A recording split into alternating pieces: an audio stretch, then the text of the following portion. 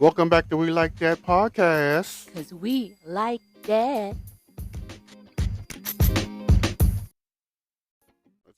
I'm Joe. I'm Calvin. Thank you for being back with us. You could be anywhere in the world, but you're here with us, and we are going to thank you. So we'll be going over the per usuals. 90 Day to Single Life, the tell all. Part 1. And we have two worth of watches because we didn't have another series to watch because honestly, Love is Blind and it'll take over your mind. It's finally over. Thank God. Okay. But also, these two worth the watches were well worth the watch. So one of them is Freaknik, The Wildest, Party Never Told, and Quiet on the Set, The Dark Side of the Kids TV. Okay. Pretty much just be going over the Nickelodeon pedophile ring that was running. For real. Rampant. Good gravy. But first, we're going to give you the good goods from that week. And that happened with Joe. Skid it up, yeah. That happened with Joe. Almost passed out. I was going to say, did you have an aneurysm? Yeah. Passed out to stuff. Your eyes rolled back in your head? You okay? You all right? I need to get off this chair and go outside. You touch some grass? Yeah. I'm I'm really lightheaded. I saw the little lightning bugs for a second. Not I'm the like, lightning that's not bugs. good. I'm like, I think I moved too fast. But go ahead. All What right. happened with In you? case you've been living under a rock, Beyonce is about to release her part 2 to her Renaissance album. If you're a fan of Beyonce, you may or may not know that the initial Renaissance that dropped was Act 1. And now we might be getting Act 2. Oh, no, we are. We are getting Act 2. And people are hyped and excited because it might be touching on Beyonce's country roots. For some people, they are not aware that she is a Houston, Texas singer at all for some reason. They don't know that she's from the South. Sure. With roots in Louisiana on top of that. She's got Creole family out of Louisiana also.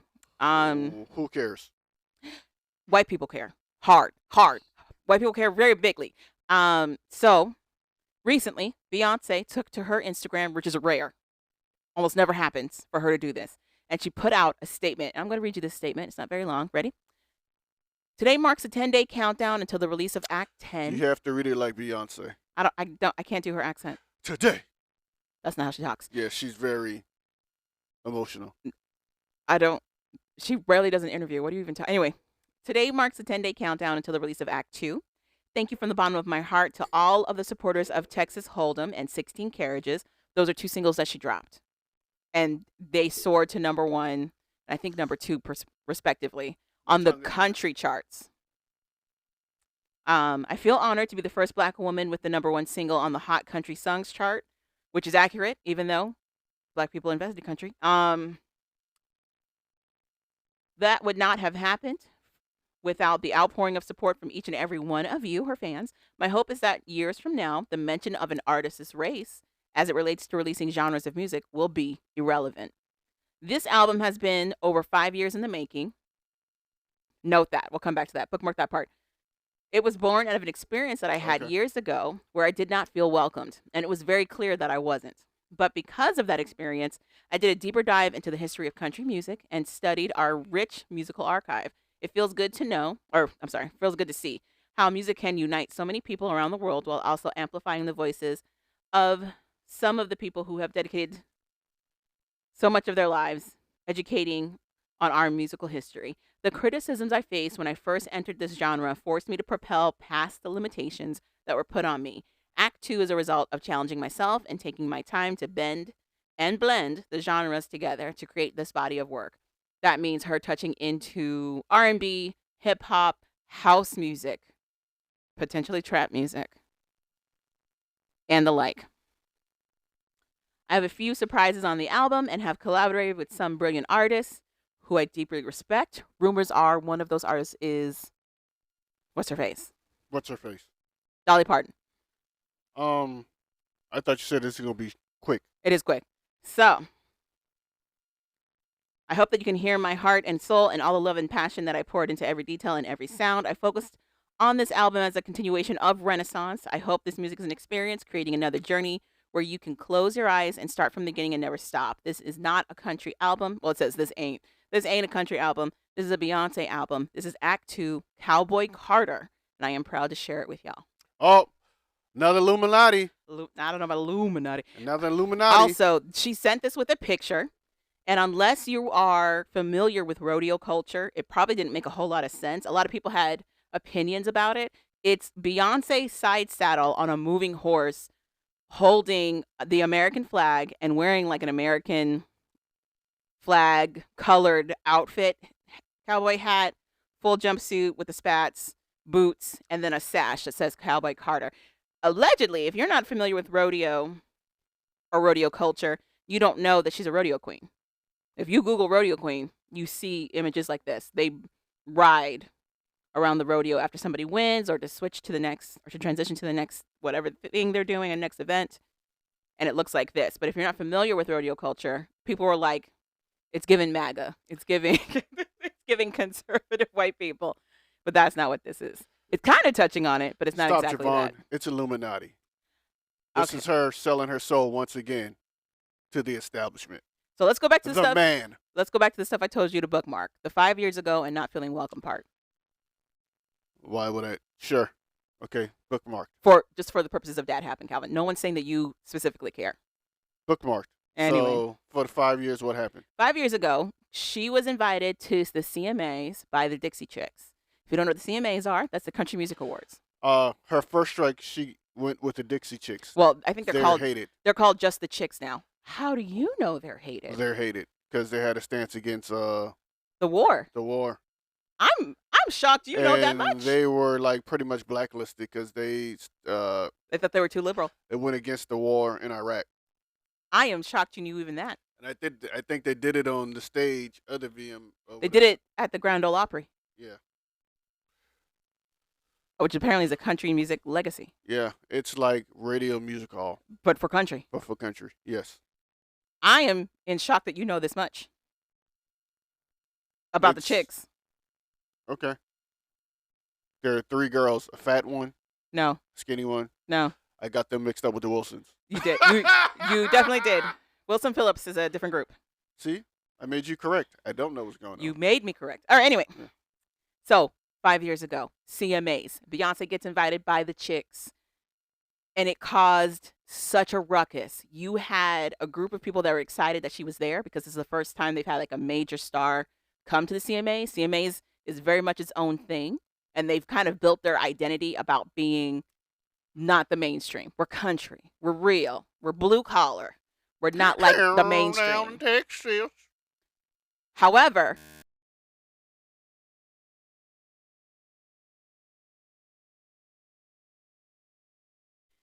Haven, basically, even though she was singing Daddy Lessons came off of her Lemonade album, and it's a country song.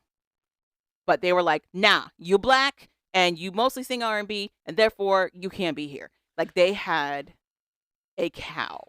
They wrote to the station, CMT, Country Music Television. They wrote to everybody, wherever they could write to voice their displeasure and their racism around Beyonce showing up. They did it hard. Beyonce hasn't been back. It's been 5 years. Shortly after that, there's another contention around black artistry in country music with, I can't think of his name now, but Old Town Road, Lil Nas. Sure. That comes out, initially it comes out for top 40 stations, rap stations, but also country, and it gets booted out. It starts making numbers and going up on the country chart to number 1, and then it gets kicked off because people are like, no, this is a black guy rapping. It can't be country. That's what prompted Billy Ray Cyrus to do the remix for it. You don't know any of what I'm talking about, do you? Billy Ray Cyrus did the remix. Do you know who Billy Ray Cyrus is? Icky Breaky Heart. I'm impressed again. So, but It's not hard. That's the only hit he's ever had. I didn't realize that he has quite the legacy in country music, though. Did you know that? I'm pretty sure, yeah. As a writer.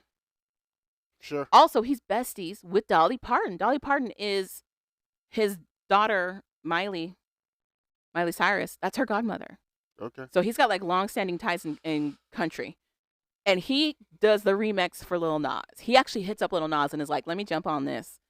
They want to act like they brand new. Let's do it. Because apparently when he did Achy Breaky Heart, they also caused a ruckus back in the 90s, early 90s, and felt like that was too top 40, that it wasn't actually country. And Icky Bricky Heart put country music to the forefront for a little bit. It really did. So it's not uncommon for a lot of country fans and country music and the people who run country music to really have distinctive perspectives about who can and who cannot claim country. So when Beyonce dropped her 2 singles, 16 Carriages and Texas Hold'em, people were like, let's start rooting for her on the country side of the house. This is clearly a country song. It opens up with a banjo. So anyway. Means absolutely nothing. Well, that's how the country music people felt. So even though the girl who's doing the banjo opening is rooted in country music, she's a black artist out of country. She's celebrated. She's a Grammy Award winning artist. Second mistake. Anywho. So initially, Beyonce and her people did not release those singles to country. Her time with country, like, it wasn't good. So she had originally just to release it to top 40 stations and like R&B stations. But her fans started asking for that song on country music radio stations. And one station in particular, I think out of Kansas or Kentucky, they were like, we don't play Beyonce, we only play country music. And it caused a ruckus. So then they were like, just kidding, we'll go ahead and play the song. And then they started doing it. And then other radio stations started to follow. And then Beyonce's people actually released it formally to country music stations on top of that. And it shot to #1. It's still holding in the top 10. It's been out for a minute, like since January, February.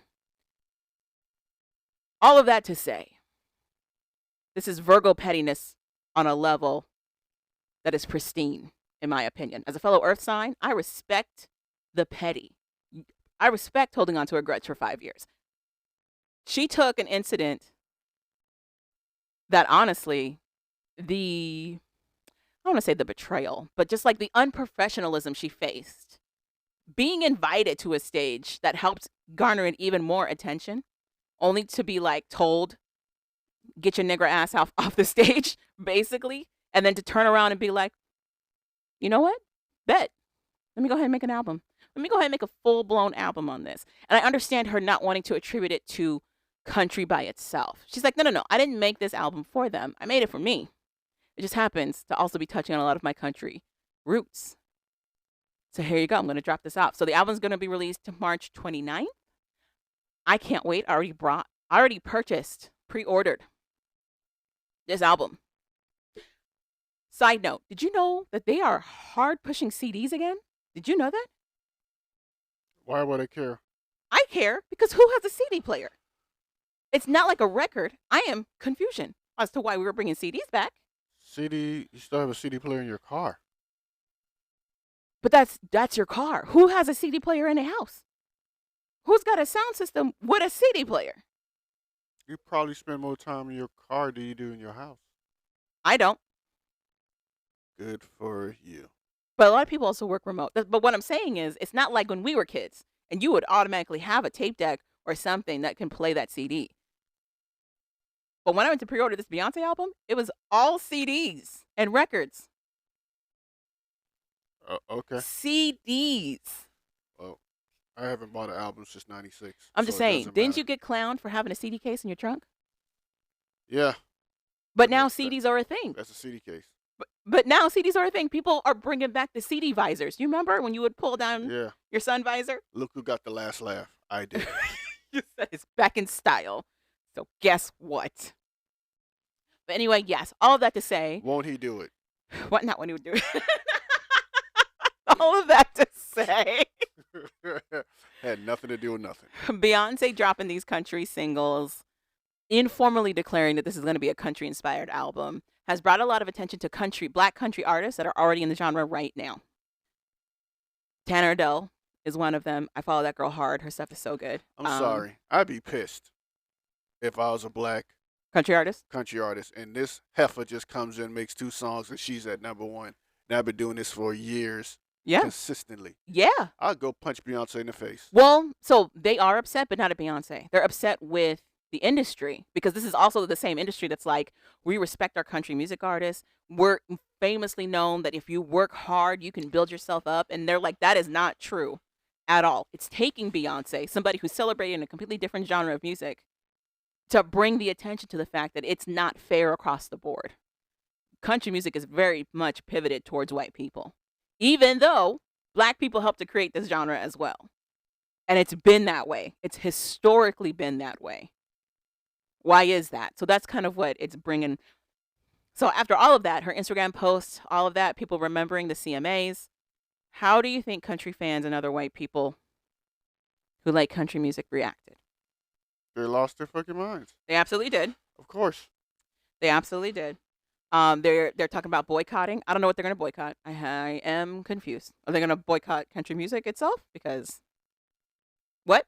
So I don't even know if she's going to go back to the CMAs. They're like, well, we won't watch the CMAs if she shows up. Would she even want to after everything that happened? Would she even want to show up at CMAs? Explain. Who cares? She's Illuminati. She does nothing for black people. Alvin. So why do we care? Actually, she does a lot for black people. Thank you very much. Anyway. That's a lie. She's Illuminati. That picture with the horse on it, read between the lines. MAGA America. Okay.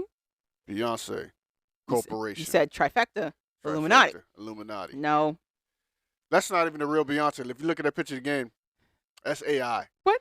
Beyonce hasn't been alive for I don't know how long. We don't know where Beyonce is right now. We are going off the rails. But that's it for That Happened.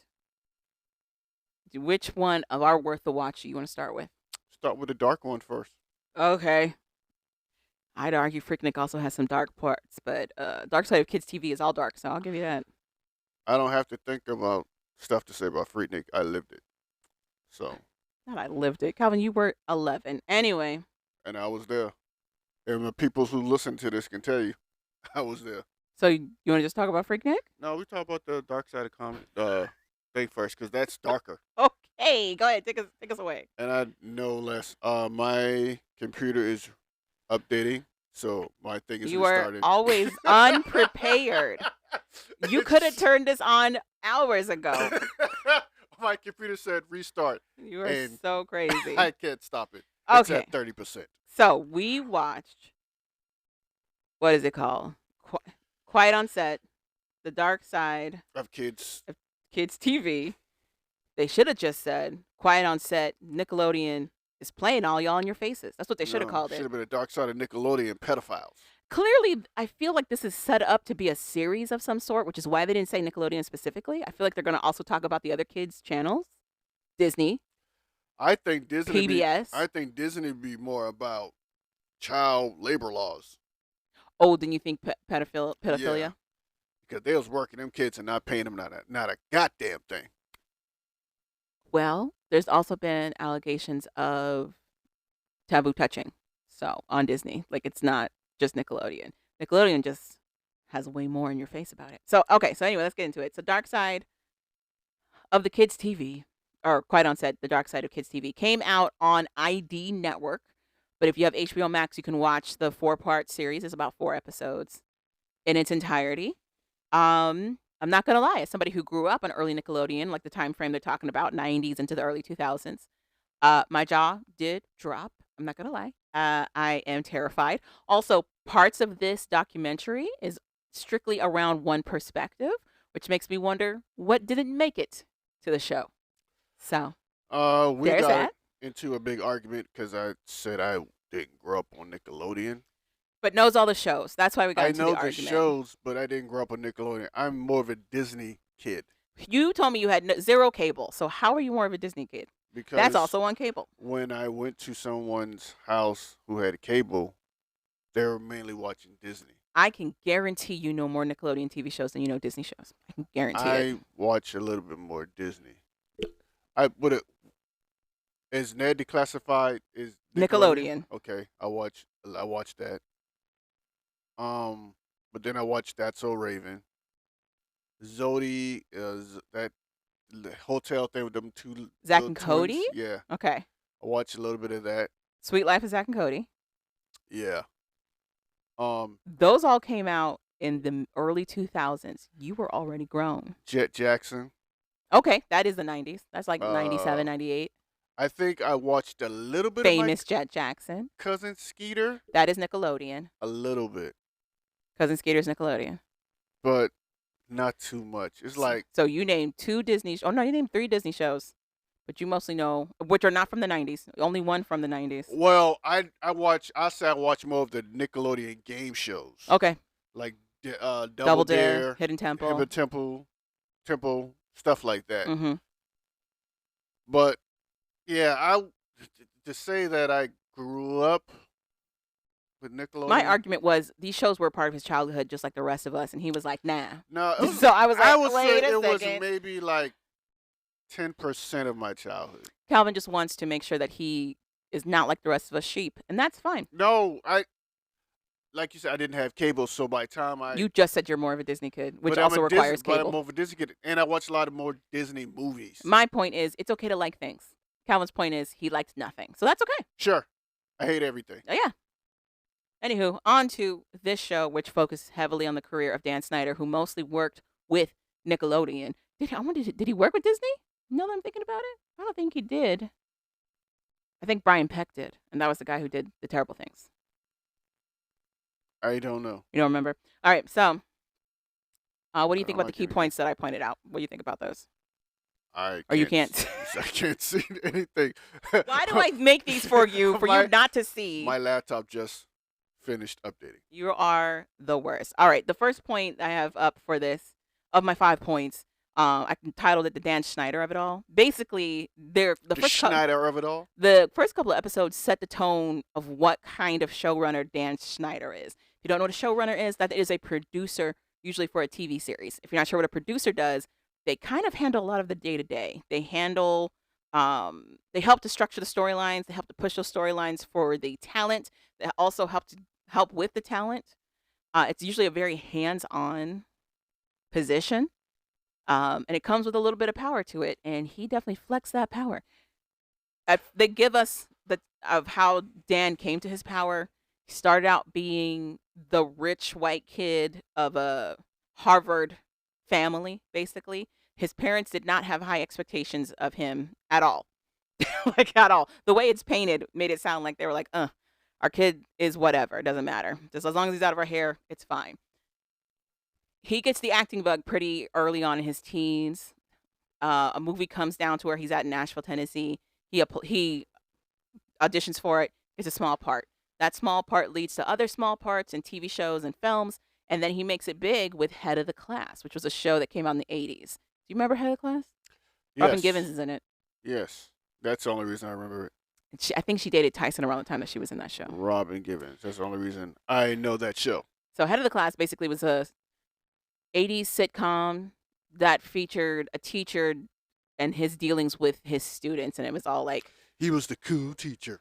If you watch Head of the Class now, they all look like grown-ass adults who are supposed to be playing teenagers. Anyway, Dan Schneider was one of those teens, and a lot of his storyline was framed around his body image. He was the quote-unquote fat kid, the fat one, and a lot of his stories all revolved around that. Him missing food, wanting to eat, being the big guy, that it's the 80s, it's misogynist as hell, it's objectifying as crap.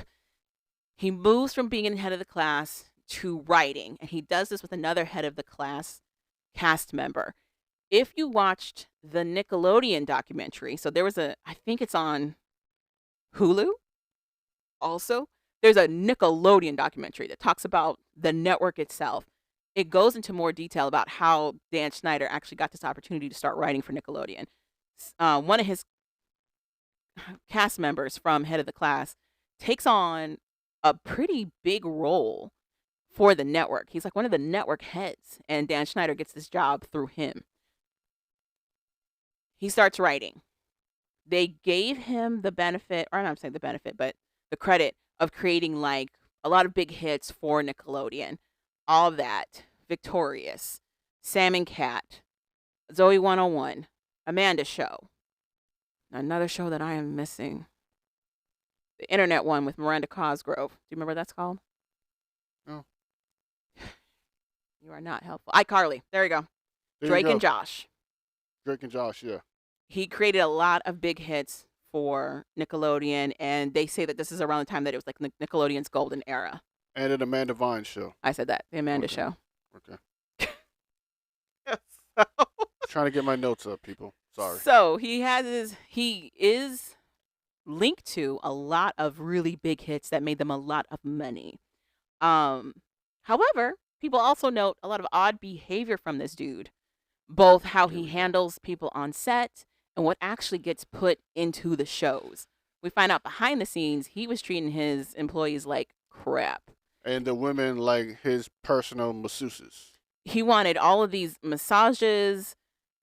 He kept a very misogynistic writing room. He did have 2 female writers that got brought on for the Amanda show, but he made them share a salary. Meanwhile, all the other guys got their own individual salaries, and he constantly objectified them. He would make them do insane things like pretend to be sodomized while delivering a prompt for an idea that they had for a script. Like they doing crazy inappropriate things. So he also would say, "Hey, he's gonna get them like a higher paid gig," and then he didn't give it to the ladies. He gave it to some guy who didn't even have the tenure that the ladies have. Yep.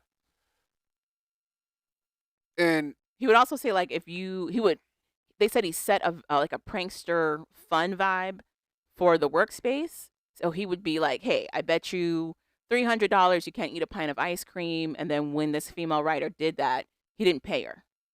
And then a little bit later, he'd be like, "Oh, I bet you this," and say an amount of money and never pay out. and then when she made a joke about him not paying her, he gets mad at her. Yeah, he for pulls her making a joke. aside and is like, "What is your problem?" And then eventually fires this lady. So what Dan Schneider was able to do Mm-hmm. was Nickelodeon was like an edgier Disney Channel. They were supposed to be anti-Disney, honestly. They're They were anti-Disney. Disney was like, let's teach the kids, let's show a lot of ethics and morality, and Nickelodeon very much was like, we're gonna let kids be kids. We're gonna talk about the grosser things. But what he did was he pretty Really much made Push the line on that. adult Infuse adult humor into he kid infused jokes. yeah, just like you said, Yeah. adult humor with kids Yeah, into kids jokes. into kids jokes. Yep. So if you go back and look at those Nickelodeon shows, especially when the girls were doing the stuff the girls were doing, it was kind of a lot of adultish humor, Right. like the whole stuff. Uh, So one of them is like on all of that, he created a character called Nose Boy for one of the characters. And this kid is supposed to he has like a prosthetic nose, and then his costume requires him to have it. The costume is a very thin leotard. And then it's supposed to be noses on his shoulders, but the noses are quite phallic. it looks like penis. They look like testicles and a penis. Then that same dude in the character, and like The joke is he sneezes and he sneezes on the other cast member he's working with, but it definitely looks like a cum shot. it looks like, and then she has like ooze on her face, but it definitely looks like a cum shot. But he does this repeatedly. He works this type of joke in several different places. And like one where I forgot the name of the guy, Brian Peck, he had a little, We'll get to Brian Peck. but I'm just saying he had a character. If you look at the notes that you probably still don't have pulled up, there's a whole section on Brian Peck. So we Yeah, will get I to see Brian that. Peck. Okay. But Dan Schneider would infuse a lot of these grotesque sexual innuendo jokes into his kids' shows. Like There's a lot of cum shots. There is a glory hole reference. Yeah, with pickles. With pickles. That's what I was about to mention. There's a skit one of the now adult actors talks about where it's him and his cast member running around trying to down sugar. And it's real sugar, and it's so much that like it's congealing, and it looks very viscous, and it gives the impression that it could be something else. But it's also like, why was this in here? Why did we do this? They also have something that was basically Fear Factor, but for kids. And one of the kids, they completely dip in peanut butter and then have dogs come out and lick him. And he's in a leotard again. So he doesn't have much of a buffer between him and these dogs. Actually, and these dogs are licking him all over his body. No, he was in his underwear. No, they put him in a leotard. And he didn't have nothing else on. He but had a peanut very butter. thin leotard on, like that superhero costume. Okay, I thought he just had on his underwear. No, he said they put him in because he also played a character called like Fetus Boy. He was supposed to be a rapper. Yeah. Like the youngest rapper or whatever. Yeah. And I don't know if you saw that leotard, but it's one color, one tone. There's no shorts to it. and then they dipped him in peanut butter and had those dogs come lick him. Plus, this Okay. kid was dealing with other like racist innuendo on set. Like it was insane and it was bad. And they had him like also trying to eat like scorpions and all types of crazy Yeah, stuff. the kids. They were having the kids do a lot of things that they did not need to do for these kids. The kids dreaded having to do that part of their job, which is crazy. So, Also, also, they were working the kids nonstop too. yes, yes, they were definitely going beyond the ethics of having kids on set. There are laws in place that say kids can only work certain set of hours, and they definitely were like, we're just gonna keep going until we get what we need, basically. So it was not good. It was not a good time. His foot fetish, he had a lot of these young actresses sucking on toes, touching feet. There's a skit with Miranda Cosgrove in iCarly where she's knelt on the ground and the fountain is arcing like it's pee into her mouth. Mhm. Yeah. It's insane. Also, if you really wanted to know, you can look at YouTube, type in Dan Schneider video clips, and it will show you these compilations that people have put together from years ago that show like a lot of inappropriateness in terms of what got released on Nickelodeon. And it's people asking like, how did Dan Schneider stay with Nickelodeon for as long as he did? Because he did. He stayed a long time. Because the ratings were so damn good. Yeah. They were like, it's fine. They made Disney have to start squirming and come up with new stuff. That's what they allege. I don't know about squirming, but that is what they allege. Because at one point, I would admit this, Nickelodeon they just had all the shows. Mm. You had Keenan and Kel, you had all that. You had an Amanda Bynes show. Yeah. They did. They had a lot. Drake and Josh. Yeah. Drake and Josh. All Yeah. that running at one time. That's true. What did Nickelodeon had at the time? Or Disney. Disney had at the time. That's So Raven, Hannah Montana. That was- Lizzie McGuire. I thought all that came a little bit after. All that was first. Yeah, and that's then what all I'm those saying. other shows came out. Then Lizzie McGuire and all that stuff. They pushed Disney to change. All that wasn't what pushed Disney. The second round of all that is what pushed Disney. Yeah. Yeah. Because the other shows that came out around when the original release of all Mhm. that, they didn't have a whole other shows. Yeah, that's what I'm saying. Once they started doing all that, that started pushing sequel, Disney, yeah. the sequel that started pushing Disney to step their game up. Well, that started the kickoff for all the other shows that went big, and then yes, so allegedly Disney was like, "Oh, we need to do something as well." Yeah. Allegedly. So there's already all this stuff going on about Dan Schneider. Then we get into the culture of the set, of being on set, and how like pushing against what they considered the norm really had a lot of backlash and repercussions, which kind of like reinforced not saying anything on set. So even though there was odd behavior that was happening on set amongst the adults with the children, a lot of parents were hesitant to say anything because they didn't want to end up ruining opportunities for their kids. We hear that over and over again from the adults being like, we weren't allowed in those rooms, or we weren't allowed on those sets. We had to trust our kids with the PAs, which are the production assistants, or with Snyder, or with Brian Peck, who was a dialogue coach, because they weren't allowed to be on set with the kids. And the kids talk about how like, yeah, that was very much the tone that was set, was like once we got to set, our parents had to stay completely separate from us while we worked these insane hours on And set. if the parents got involved, they figure out a way to turn the kids on the parents. Well, one person in particular, for sure, that story got shared. But I'm talking about that black kid with his mom. Yeah, they try to turn him against his mom. They didn't try to turn him against his mom. They just cut him out. So there's a story they tried, where and then they just cut him out. they didn't try. So there's a story where one of the cast members for all that, his mom, is known for really saying her piece on set. That's how she presents it. That's how the show presents it. She is not one who's going to bite her tongue. And even though she wasn't allowed in a lot of spaces that the kids were in, she made sure that she had eyes on her son the whole time. So she figured out ways to make sure that she could get to her kid if she needed to get to her kid.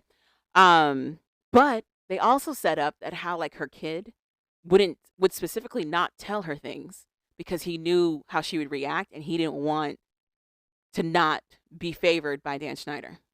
Once again, that's how they got between that kid and his mom. I still argue that I don't think they got between them. So anyway, but with this particular tried to. kid, Try to. the mom is noticing, one, that this kid is being forced into racial stereotypes with a lot of his characters. There's a skit where he's supposed to be playing like almost like a drug dealing cookie guy for the show. And she's like, why is this a thing? He also notices he doesn't get a lot of opportunity as his white cast members do. He also doesn't have the same familiar relationship with Dan Schneider as his other cast members do. Because his mom but like, why? She was asking the question why. She was She asking too definitely many was questions. talking a lot of questions, but he's not the only black cast member to say that. The two girls they introduced that are both black also say the same thing, and so does the other black kid for All That as well. The black girl for the Amanda Show, the black girl for All That, and then the two black boys for All That. They all have that same story of not really being that close to Dan Schneider, like him not showing preference to them at all, but really focusing on their white counterparts. So they talk about that, but in this particular case with the black guy and his mom, he would find himself in these really uncomfortable situations and having to weigh whether or not to tell his mom because he knows mom is going to say something. You also have his mom noticing some inappropriateness that's happening with her son in regards to these adult men that are around him. And she's like, I'm not about that. And his manager at the time, stepping in to like calm his mom down and being like, hey, don't keep saying everything. If you want him to continue working, you kind of have to like be a trooper, be part of the team. And we also hear that a lot too. I wanted to show that I was, for the team, that I was a trooper, that I was a hard worker, which is very scary. So it gets to the point where he's done I think he came on in the second season. Did he do 2 seasons or only 1? I think he did 2. I don't know. I think he did the sequel to All That. He did the first season of that one and the second season, but they don't bring him back for the third season. And it's not specifically said that he can't come back because of his mom, but he puts 2 to 2 together that it's because of his mom and what she said and how difficult she made Set in his eyes that he's not going back. And it's his mom saying that it like broke her heart when she sees her son kind of like really resent her for all of that went on. He does hint that there was more to the story than just that, which makes me wonder if she was a momager for him. Do you know what that is? I think it was more about he felt she killed his opportunity. Yeah, I do think it's that. You're trying to say she might have stole his money? No, I don't think she stole his money, but I think so. I grew up with kids like that who were trying to make it big in Los Angeles. I lived in Orange County around elementary school into middle school. Rich. I wasn't rich, but I Wow. had a lot of friends who them and their parents were in that cycle of trying to audition and make it in LA. They're trying to be models, they were trying to be actors, performers, and Weren't the you like. trying to be the Gerber baby? No, grown people. Grown people. Um one of my classmates actually made it into a couple of movies and a music video. She was in Camp Nowhere and she was in you don't know what any of these are. But the point is she was Of actually course. in other projects. But it was a big deal. Like in the early 90s when this was all happening around the time that I was a little kid, it was a big deal to like make it, quote unquote, or be seen. It was a different type of validation. So I remember the mindset as a kid of what that looked like. So I can only imagine what that was for people actually pursuing that as a kid. I also remember the attitudes of the parents. A lot of them were either living vicariously through their kids, like they wanted these opportunities for whatever reason they didn't get them when they were younger, and now their kid is, so they're trying to make sure their kid stays in as long as possible. Or they were seeing their kids as like money bags. Like they were like, I can stop working. My kid is going to provide for the family. And in this one guy's situation, the black guy with his mom that we're talking about, he talks about getting his whole family out of the hood. He saw it as his opportunity to be a caretaker for the entirety of his family. And I feel like people forget that Hollywood is acutely aware of hiring talent that needs them more than they need that talent. Okay. Yeah. That's how it works. You get the people that need you more than you need them. That way they're replaceable. And you don't have to pay them money. They're just, or pay them as much because they're just happy to get something. True. Happy to be there. I also feel like people forget that if you're a child talent, a kid talent, that is not That's finite. That's not infinite. They can really only utilize you and commercialize the success off of you for a certain amount of years. They can cross their fingers and hope it'll transition to adulthood, but they really only got you for a couple of years. And we see that with Katrina from All That, from the original season of All That.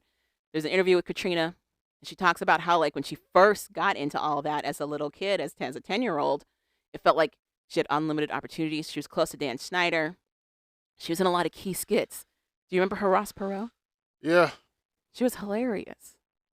But then, as she's getting older, as her body is maturing, they're like, ooh, we don't like these changes. We can't sell her as a little kid anymore. We want her to lose weight. Mind you, she's like 12, 13. She's growing titties. Then she goes through puberty. Now she's like she's like 15, 16. And they're like, we really can't sell her as a little kid. She's too sexualized now. And she just slowly but surely disappears off the show.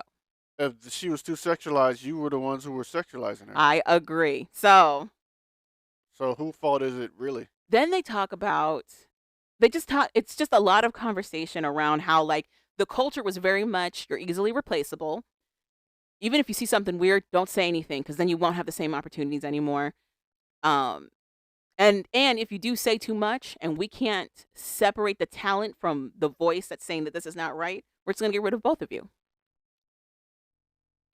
All of that. From all that. So this culture of, like, don't question the norm leads to a lot of culture around separating kids from the adults, like we were talking about.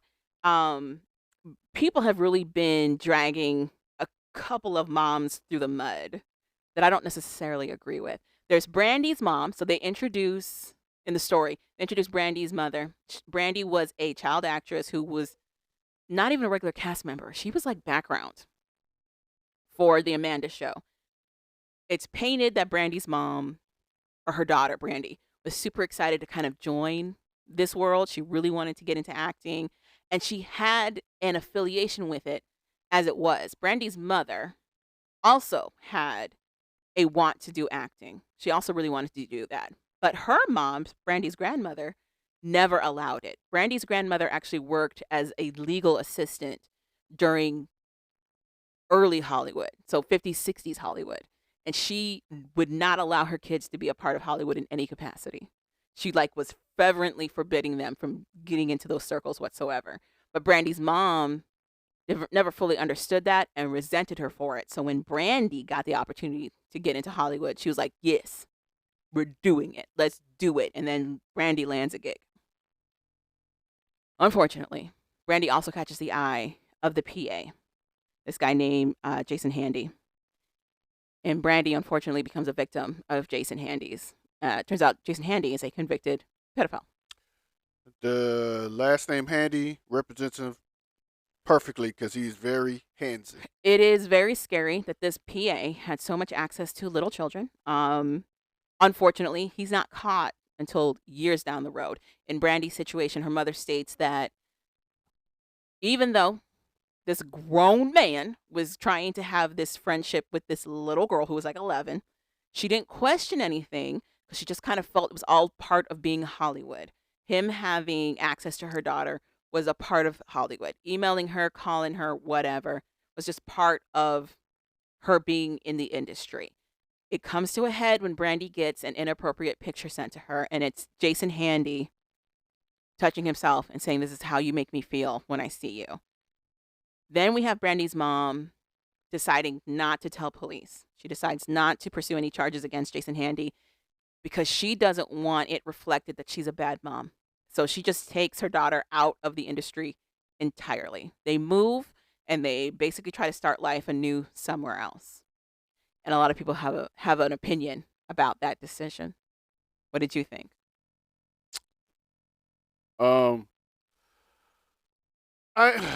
I blamed her at first. Okay. I still kind of blame her. Okay. But I think she should have went to the police. Okay, that's fair. But the reason she didn't do it is because of her personal opinion. Yeah. And I think it had more to do with her mom. Okay. Because it's in her back of mind, she was like, if I go, I'm going to prove my mom right. Yeah, So that's why I think she didn't go. I agree. Because all this time she was hating her mom for allowing her to live Pursue a her dream. dream. Yeah. Turns out to find out her mom had a real reason why she didn't want her around that industry. Right. Now she found out why her mom didn't allow her around the industry, Right. and that her mom was right. Right. So now she not only faces the fact that she let her daughter down, she also Mhm. got to face the fact that her mom was right. And if her and her mom's still on bad terms, Mhm. that's a hard pill to swallow. So I think she didn't want. She just decided to not do anything, Yeah. and not also she didn't want her daughter to, if she did something, resent her too. So I now I, she striked out I on both agree. ends. I agree. So it's like a damned if you do, damned if you don't. Basically, I completely agree with all of that But sentiment I would rather have my child hate me and be safe. and be safe Yeah. than to love me and be unsafe. So the only reason I kind of feel, I don't want to say she was vindicated, but I feel for her crisis of consciousness is because after this, when she makes her decision not to go forward with police, a case gets brought against Jason Handy anyway. A couple years down the line, a case is brought against him because the police are tipped off that he has inappropriate content in his home. He's got child pornography in his home, allegedly. Which leads me And they to find a believe, lot, which leads me to believe the people he was getting it from got busted and potentially, they and leaked names. leaked his name. So they find his stash of stuff, and it turns out he's also kept mementos from his victims, including something from Brandy. He was very detailed. He kept a journal. This is some insane things about all of his stints about going after these kids, and he has memento from Brandy. So when the police reach out to her and let her know, hey, we're kind of hitting a wall because a lot of the parents of these children who were victims of Jason Handy's don't want to come forward whatsoever. They don't want to be attached to this investigation. Are you willing to also be attached to this investigation? She says yes. She pursues with her daughter charges against Jason Handy for what he did, and it helps to put him away. And I'm pretty sure her daughter was really no longer in the business at that point. Allegedly, she's never gone back to it. So, and there's a lot of speculation about what happened to her daughter So afterwards. once But again, she had nothing to lose, but it was too late because now your daughter needs therapy. but also she may be helped with a little bit of closure because she does pursue going after Jason Handy. It's her putting her name out there that yes, this also happened to my daughter, which was her fear initially. So She could have. Yeah, I guess eventually. another parent we find out about is Drake's parents. The bombshell is that Drake Bell of Drake and Josh fame and the Amanda Show fame was actually a victim for a number of years of Brian Peck's. That is terrible, Calvin. That is so inappropriate. And a lot of people are dragging Drake's mom in the situation. The long and the short of it is when Drake came on, acting was his dream. He loved acting as a little kid, and he was actually getting a lot of gigs as a little kid too. He was working with Tom Cruise. He was working with a bunch of big names. He was on Seinfeld for a little Show bit. me the money. Um, Show me the money. as his star is rising, he catches the attention of Brian Peck. All of a sudden, Brian Peck is like everywhere Drake is at. His dad is iffy about it. So if you don't know, Brian Peck also had a character in some of those shows, or I guess Just it was one all show. that, all Yeah. that, where they call him Pickle Boy. Yeah. He was the dude that was passing out pickles through holes, Glory and holes. the glory holes in the doors and all that stuff to like famous actors, actually. Ray Carlson or yeah. Yeah. Which that kind of stunned me because I'm like, you should know what the f- is going on right If now. you look up Brian Peck's IMDb, he's been attached to Hollywood for some time. But what I'm saying is, as an adult on a kids show, Mm-hmm. when that pickle comes through that hole, I'd be like, We're not questioning anything. I'm not doing this. Well, I think if anything, this really elaborated how corrupt Hollywood is that people weren't even questioning it. They weren't even asking any questions whatsoever when they came across stuff like that. Or if they did it as like perfunctory. Like it was just to say that I did ask it, I'm going to ask it, but keep doing what you're doing. Like Did you just went into show mode? basically. But so anyway, Drake's father notices what he feels is odd behavior happening on set around Drake, especially with Brian Peck. Brian Peck's very touchy-feely. He's like touching on Drake like paramours would touch on each other. It looks very romantic in Very context. European. not European, but just very like not appropriate for what's happening on stage. This is a grown adult who's in his 40s who's like cuddling on and stroking a teen. So Licked his face one time. his Drake's father is like slowly but surely being like, I'm not okay with this dude being so close to my son. And he's starting to vocalize it. Like at first he wasn't saying anything because he wanted to be sure. And then when he was sure of it, he still wasn't outright saying anything, but he was making it really difficult for Brian Peck to be close to his son. And according to Drake, Brian did not like that. And he starts feeding Drake stories about his dad, like basically saying, look at how he's reacting, look at what he's doing, look how he keeps questioning us hanging out together. This guy doesn't have good intentions for your career. He might even be messing with your money. And like it goes to the extent that Brian Peck even hires a lawyer to look into Drake's own dad to see if he's mishandling funds for Drake. Drake quickly clears up that his dad never mishandled funds, but I can't help but think that if a lawyer got involved, they must have found something. Anyway, that's neither here nor there. That's something Who else. said the lawyer was telling the truth? It could be a lie, but what I'm saying is I wonder if they even had to. Because you got to think, these are Drake's dad. A lot of these parents, they're not from Hollywood at all. And what I'm saying to you is, the lawyer he probably got was a friend in the business, who his job is to not get the person who he's working for the best deal, just to get his friends the best deal. So I would be shocked if that dude, that Brian Peck, that lawyer he got, was just working for Brian Peck and just could have made up something. What I'm saying is I don't think he had to make up something. I think ignorance of the system that they're working in is enough. Even if it's not malicious intent, they could have found how he wasn't doing like one thing correctly because he just didn't know how to make it work and spun that into something. I don't think they had to make up anything because they kept pressing to us that for a lot of these parents, this is their child's first gig. They're not familiar with the legal jargon, money situations, like all of the other workplace things that would come with this. They're just excited to be on set. So, slowly but surely, Brian Peck manages to isolate Drake from his father. In doing so, what he ends up doing is pushing Drake towards his mom. Drake's parents are divorced at this point, and at the time, he was mostly with his dad. His dad didn't have custody, though. That's what we all assumed because he was living with his dad. His dad actually didn't have custody. His mom did. So, he ends up living with his mother. His mother is a professional billiards player. She'd be traveling. She'd be doing the works and stuff. When Drake is living with her, Brian Peck gets close to the mom. According to Drake and his father, Brian Peck would integrate himself with Drake's mom. So much so that she completely trusted Brian Peck with whatever he said regarding her son.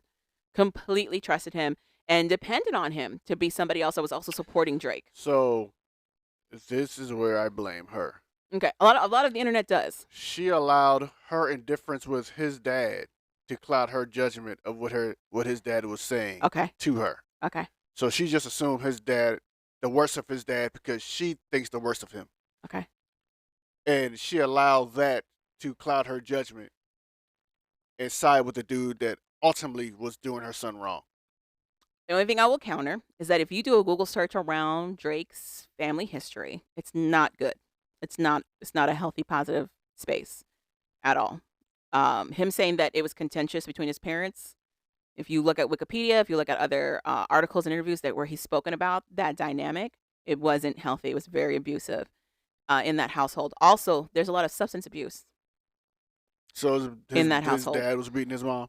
I don't know if it's not clear if it's physical abuse, but it just wasn't healthy. It was very toxic. So it was two people yelling at each other all the time. Yelling at each other, and there's a lot of drug abuse allegations. Once again, she allowed her hate for that man to judge her decision. I don't know if it's hate because they're friends now. They're not. They don't hate each other. Well, they could have hated each other back then. They could change now because.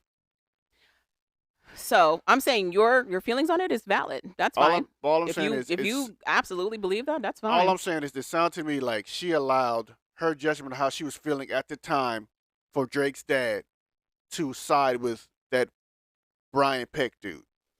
Here's my perspective on it. This is a single mom who's also working. Primarily, the person who had been taking care of her son while she was working was her ex-husband. She's hearing from somebody she trusts not to trust that man anymore. And like you said, they also don't have a strong relationship either. So I'm sure it wasn't hard for this other person to tell her, don't trust this guy. But She's also hearing from her son not to trust this guy. but this guy's telling you, hey, that guy that you're trusting is trying to do something with our son. I don't like the way Allegedly, all he tells her is, because she calls him to say that Drake wants to stop the management relationship he has with his dad. All he tells her is, I'm sorry that this is happening. I'll do what he wants, but keep him away. Allegedly, just keep him away from Brian Peck is what he tells her. But I can't help but put He myself in her warned shoes. her. I can't help but put myself in her shoes as somebody who's also already in the entertainment industry on her own with a kid that's working. That means that kid is out a lot. That means there's a lot of travel. Drake's comment about her hating to drive, I don't think it's as flippant as people think. Where Orange County is and where LA is, it's not next door to each other. And what I'm saying to you is, I understand. Let me get my perspective out.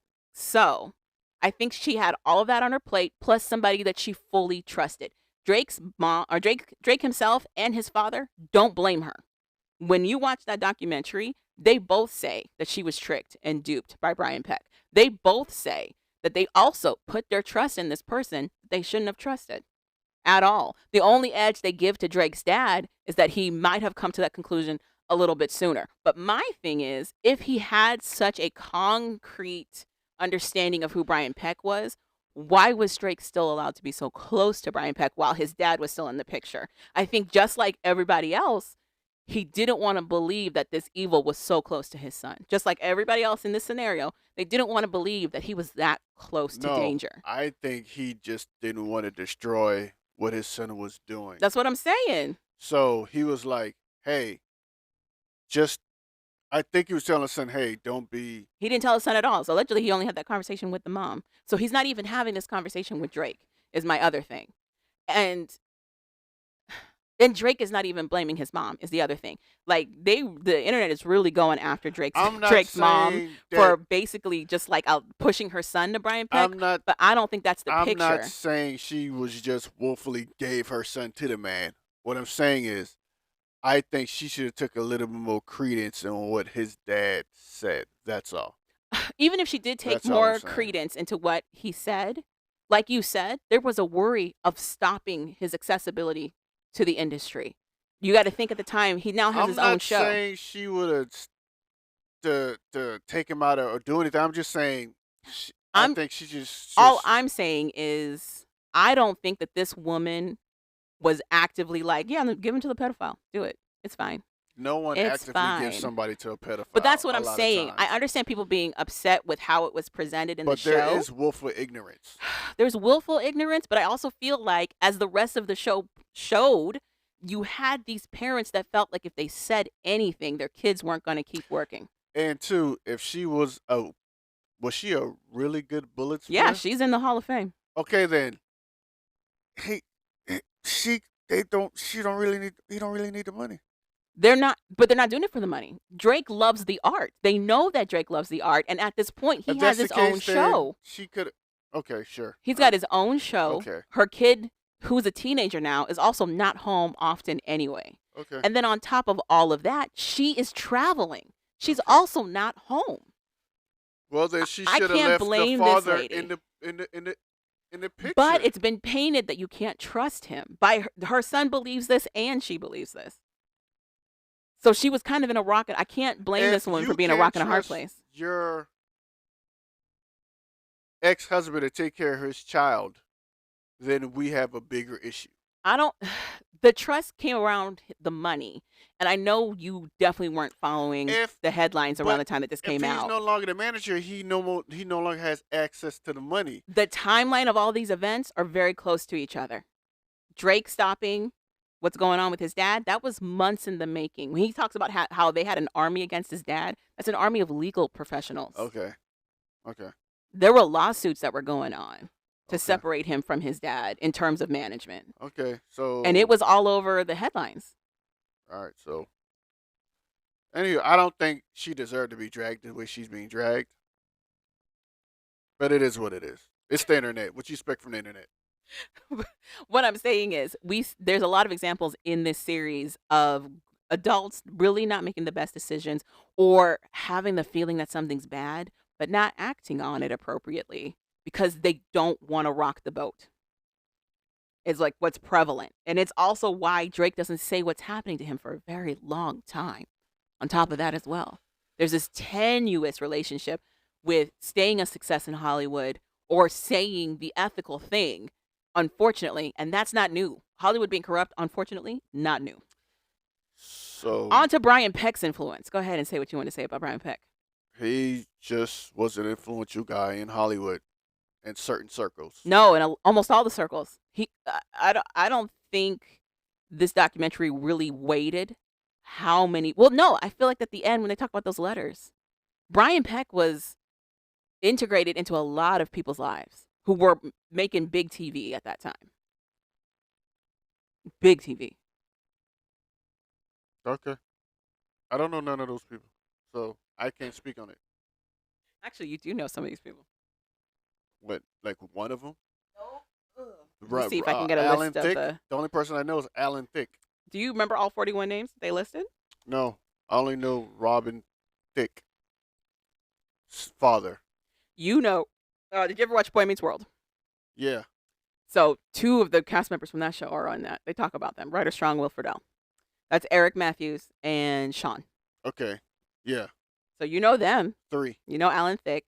3. You actually know that Carol lady, that blonde lady. She's from Growing Pains. Did you ever watch Growing Pains? Yeah. Don't remember her. Was she the mom, I guess? Yeah. She was the mom. Don't remember her, but You just okay. said it. That's hilarious, Calvin. I guessed it. I'm assuming she's the mom. I'm trying to see if they gave us a list of all 41 Hey, I don't names. remember the kids on Growing Pains Uh-huh. at all. Now I'm trying to think of them. I can't put their faces at all. I take that back. Now one just came to me. He's like doing a lot of religious stuff now. Who? Which one? There's a lot of them who are now doing I the religious don't know stuff. that dude's name.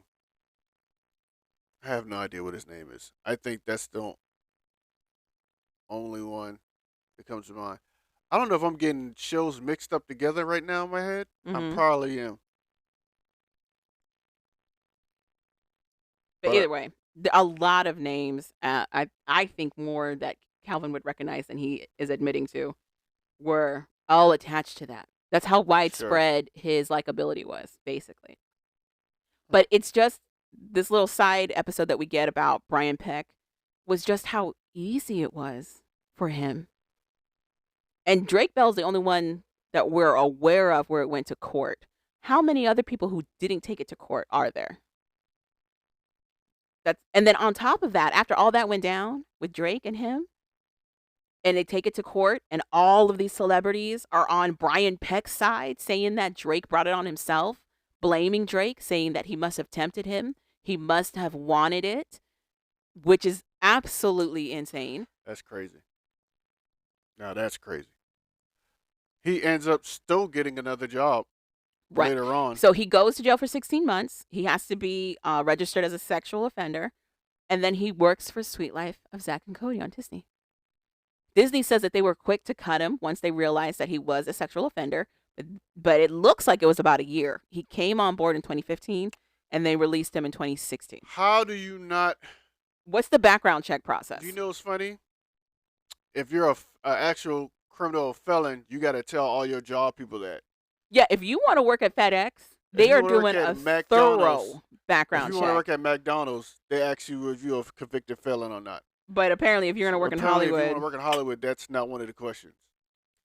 it's insane. But the point is, Brian Peck had this insane reach, and like to this day, so three cast members from Boy Meets World have a podcast. It's the girl who played Topanga, it's Will Friedle, and Ryder Strong, and they talk about how Will and Ryder talk about how they ended up writing these letters for Brian Peck. Will points out it was a wrong thing to do. Like, Will fully acknowledges at the time he had just known Brian Peck almost his entire career as a kid actor. So he fully believed what Brian told him, which was like his own reiteration of events where apparently Drake was the person who was coming after him and coming on to him and blah, blah, blah, blah, blah. He fully believed all of that.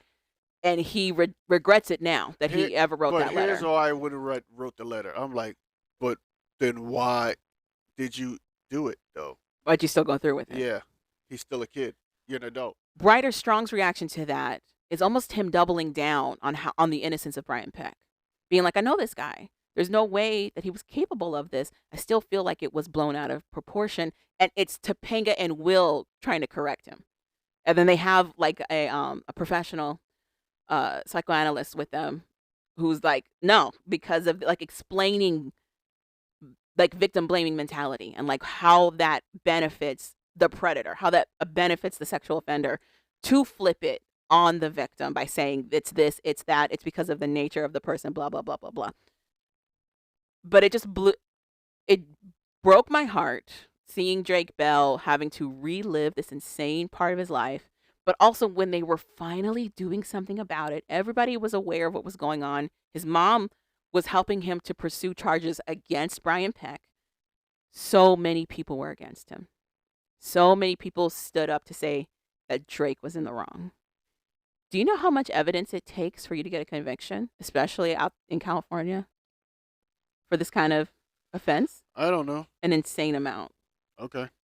Did you see the charges? Yeah, I saw some of them. You saw some of those charges? Yeah. I found them. Where did I put them? He was put up for a ridiculous amount of charges. He had like 11 counts of insanity. Yeah, 11 counts, including lewd acts with a minor. Oh, and a bunch of other stuff that happened over a 6-month period is what they eventually got him for. But they're talking about objects. They're talking about sodomy. They're talking about acts while under anesthesia, which means that he knocked out Drake at some points to have his way with this kid. So all these people heard that and still were like, nah, He gave him the it's jello. Brian. He gave him the jello pudding. God damn. Not the Jello pudding. Not the Jello pudding. So that's Brian Peck. And then lastly, lasting effects. The fact that this is shaking so many grown-ass adults right now, I feel further pushes how impressionable we are as kids. So many grown-ass millennials like myself are like, is everything a lie? Is nothing sacred? What's happening right now? Why is it like this? Why is it so gross? So much so, Steve from Blues Clues, he has a TikTok. He does this thing every so often where like he checks in with his audience. And he goes, "Hi, it's me, Steve, just checking in. Tell me about your day." And it's him just like pretending to listen, basically. It's him silent for like a few seconds while he's pretending that you're telling him something. And then he goes, "Thank you for sharing," and usually ends it. But after this doc dropped, he did it for a full minute. So he has a full TikTok where he says hi and then doesn't say anything for a minute while he kind of nods and listens and then goes, "I'm so glad that you're sharing this with me today." And do you know how many people it broke? Do you know how many people were crying? Do you know how many people were up in these comments being like, why am I having all these emotions right now? As adults? Calvin's confused. I don't get it.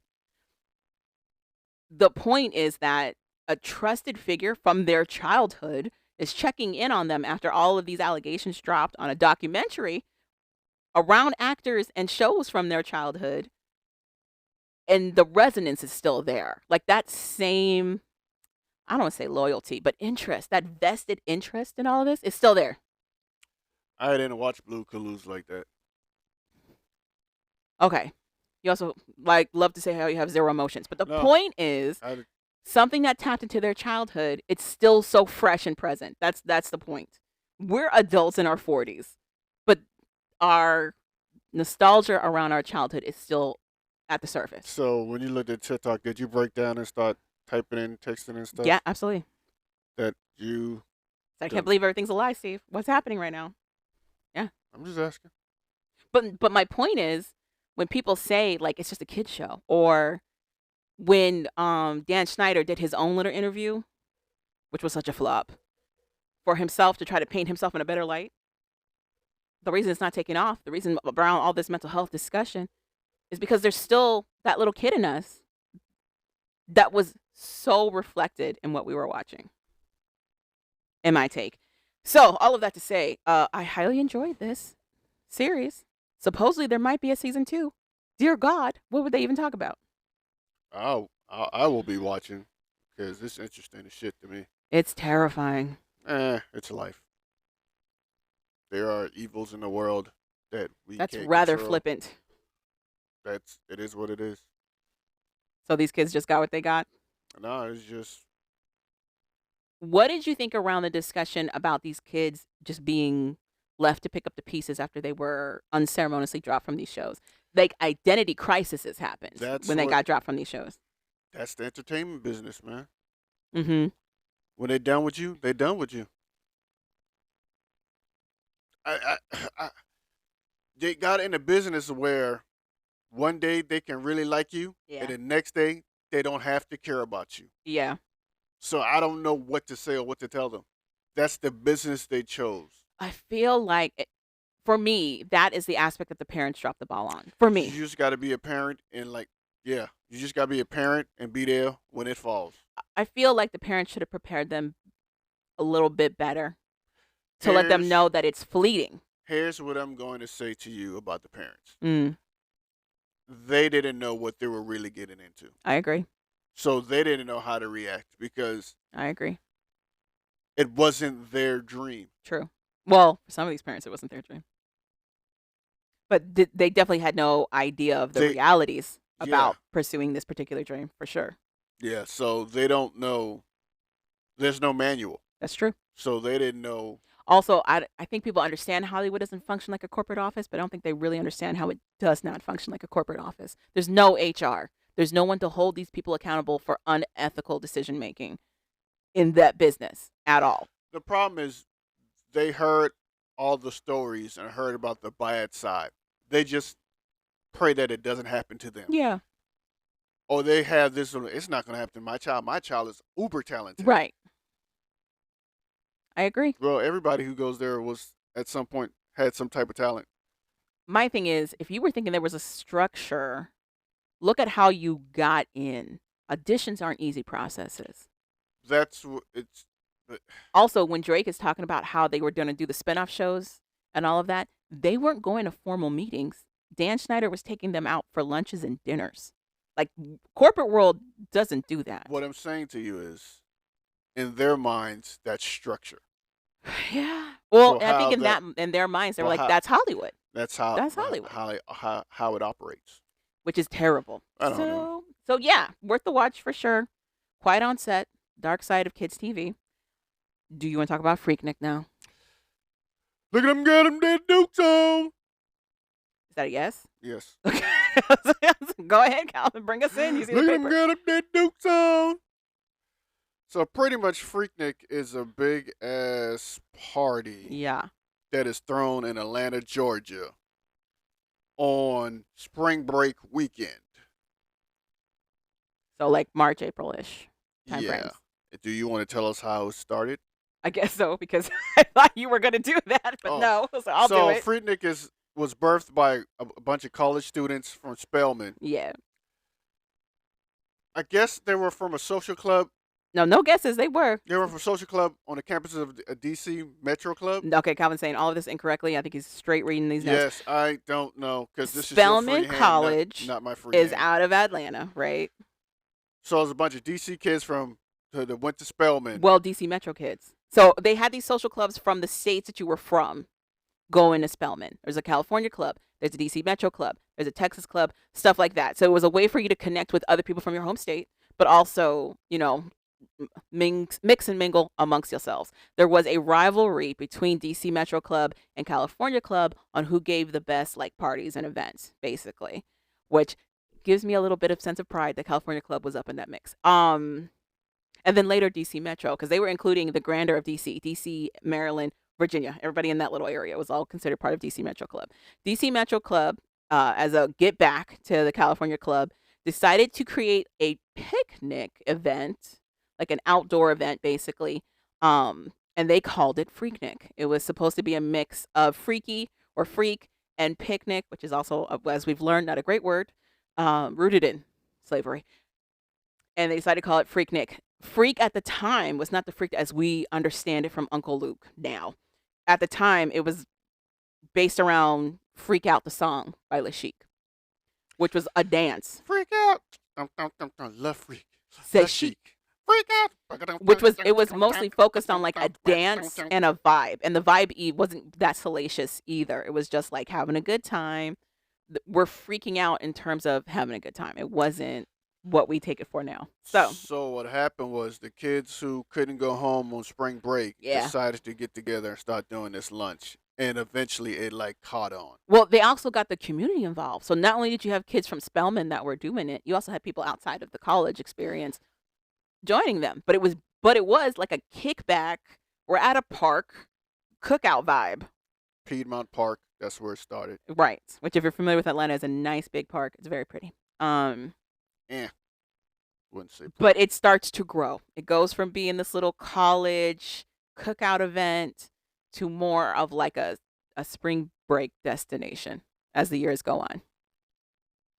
Another key point that I took away from this Freaknik documentary was how it amplified Southern rap and hip hop. Apparently, as they started to as the crowds grew, they started integrating live music to include Biggie, Outkast, a few others. Too Short. All these people were in here now performing at this event that was gaining popularity. And a lot of people talk about how like it was the first time they had heard Outkast. Do you remember what they sang? I'm gonna say it's Players Ballad, Players Ball. In Southern Playlistic, pretty much they gave you like a sample CD, a sample cassette of their first album, which is Southern Playlistic. Right. So what Atlanta artists started doing was putting their musical cassette tapes and handed it to people to play in their cars. That's pretty much, and a lot of those people didn't live in Atlanta, so when they left, they pretty much took their music with them back to their home states where they were from. But I also didn't realize that mainstream radio was not playing Southern rap and hip hop at all. No. Like they weren't playing it. New York just played New York music. Yeah. New York would play something someplace else. Yeah. They wouldn't even wasn't playing even West Coast music. They played like at 11 o'clock or 12 o'clock at night. Mm-hmm. Maybe for an hour. Right. Then they go back to straight New York music. So when the South really got on, the South put itself on, and they fought to get on because it was just East Coast, West Coast. We're going into a different category. That's pretty much how Atlanta got their music out there. So now this party is turning into like the spot, the happening spot for blacks. For blacks. So like not only black college students, but like black people in general who are old enough to enjoy this, because it's not just stuff around the college anymore. They're introducing live music acts. Jermaine Dupri is pushing his acts through as well. So now it's a place to go for spring break, regardless of whether or not you're in college. Just to have a good time and a good vibe. And listen to this new music that's coming out. We also find out how freak changed in its definition. Because of Luke. Uncle Luke talks about how Atlanta really embraced them as they were creating their music and that Miami sound in the early 90s, which makes sense. Florida is right there. Like it's right Atlanta didn't have a sound. So Atlanta was pretty much bass music until Outkast and all those guys and Social Def started to take over.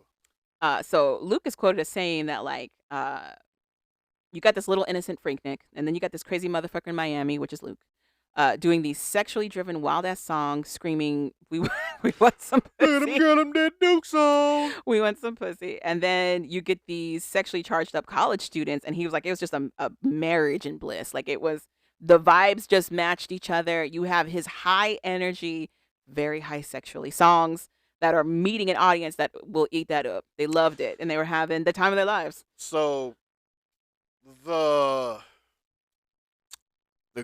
glory days of Freaknik. Golden days, yes. Golden days of Freaknik was between, I say 91 and 95. Okay. Because I would only say because of Freaknik and all that attention in 96, that's why Atlanta was able to get the Olympics. Well, okay, so you're jumping ahead. So Luke also pushes for the parties to move past the picnicking into the streets because he would do like a mini parade of sorts No, where he would blast his music from a truck. what happened was it was so much things going on that eventually the party moved to the streets. No, I'm reading this directly from the little interview he did with Vibe. Oh, okay. I But yeah, the guess. party did move to the streets, but he's saying he helped to prompt that because he used to have like an open mic and like speakers set up in a moving car and have Okay. girls dancing off the sides of the car as he promoted his music when he was down there. And then See, other people would start to here's the join thing. the party. I seen so much of that, so I don't know. So I guess Luke started that because that's all I saw. That's what he's saying. He's Yeah. saying that he Okay. helped to push that and Okay. people started as more and more But people started coming and the traffic started to build. You had no option but to party in the streets. You weren't I going to make it to their destination. I remember And that partying. destination couldn't hold you. So now the metro area in Atlanta is making a lot of money from all these kids coming down here on spring break weekend and having a good party. Fast forward to Wait, say it again? the they started making the city of Atlanta started making a lot of money with these Oh, kids the coming city down of there. Atlanta. Okay. Yeah. Okay. I thought you were saying small businesses because they did not. Small businesses made some money. I think they made money to a certain point. I think when it was still manageable, like I want to say from 90 to maybe 93, when it was still manageable, they might have been making some money because there was room for kids to go to the shops, spend some time before they went and did their next thing. As it started to grow and get bigger and bigger and bigger, there just was not opportunity to do that or control the crowd when they did get in there. They talk about how like people would start wrecking shop, like they would start doing crazy things, so they started having to close down for the time duration that this was happening, which meant that they weren't open for business for like anywhere from 3 to 4 days. And then also, as that's building, Olympics are coming to Atlanta. When did the Olympics come? 96. Yes. So 96, Yes. Olympics are coming to Atlanta, and you've got Atlanta proper, the politics around Atlanta, which are mostly run by black people at this point, being like, okay, we need to show like this updated image of Atlanta, this professional. White people We have the started. Olympics. White people started complaining. That's what happened. Well, white communities definitely start complaining because it was starting to get into their communities. The other thing about Atlanta around this time was that it was still segregated as fuck. So you had the white people in the very rich, idyllic areas, and you had the black people in the not so much idyllic areas, and them kind of working out this balance of like, okay, you might have this rich area, but we also have black people in high positions of political power. So we're gonna make it merge and work, but it started to not work as well with the growth of Freaknik for the white people. And then the Olympics are coming. The Olympics are coming in 96. So the Olympics come and go. Freaknik is still going. Well, the Olympics come, and apparently that made traffic worse Yeah. because it was Summer Olympics, I want to say, right? Yeah.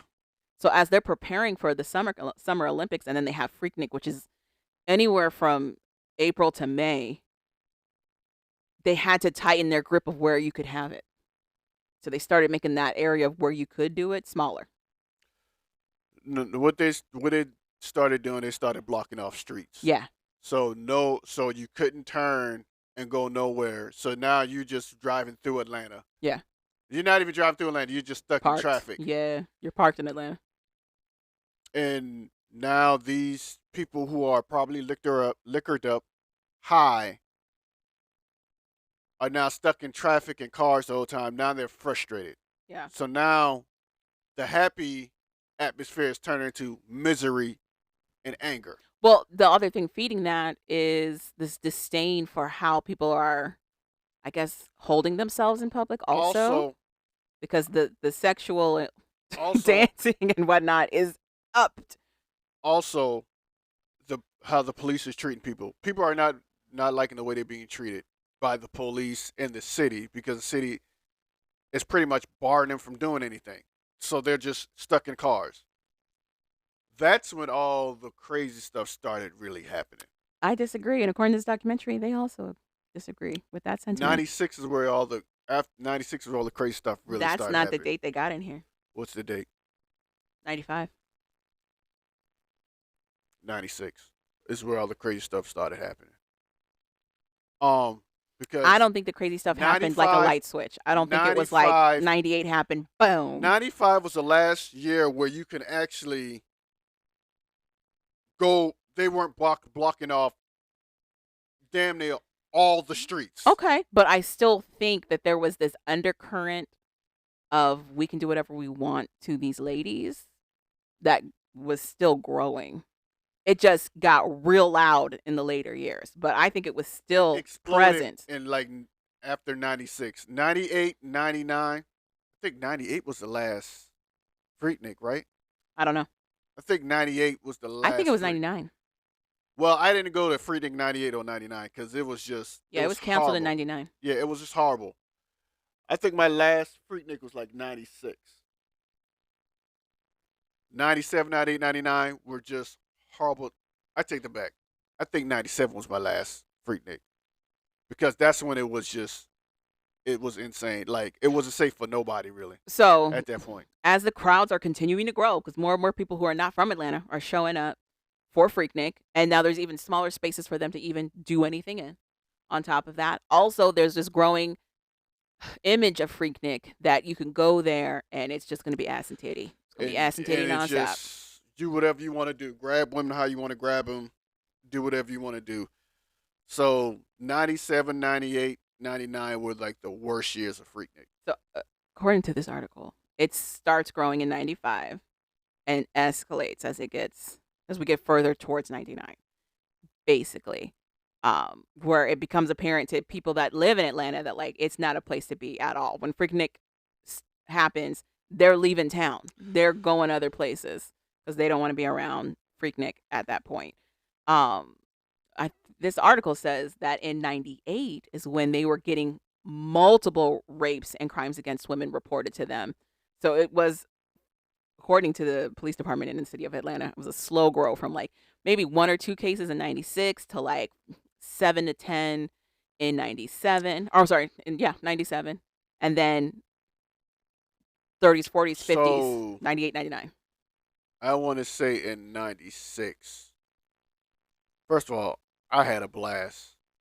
I remember pulling over on the freeway, on the interstate, and just getting out and just walking. And it's just cars lined up playing music, everybody having a good old time. When was this again? 98? No, this was like 95. 95.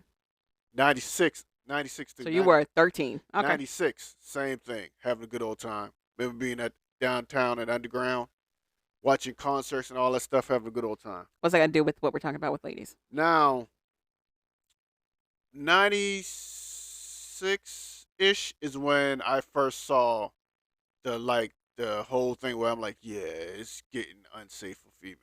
Mm-hmm. Because I remember being underground, this girl had on a real short skirt. You could damn near see her panties when she walked up the steps. Because there's a lot of steps to walk up when you're underground. Mm-hmm. And one dude saw her. Mm-hmm. He asked take a picture. She said no.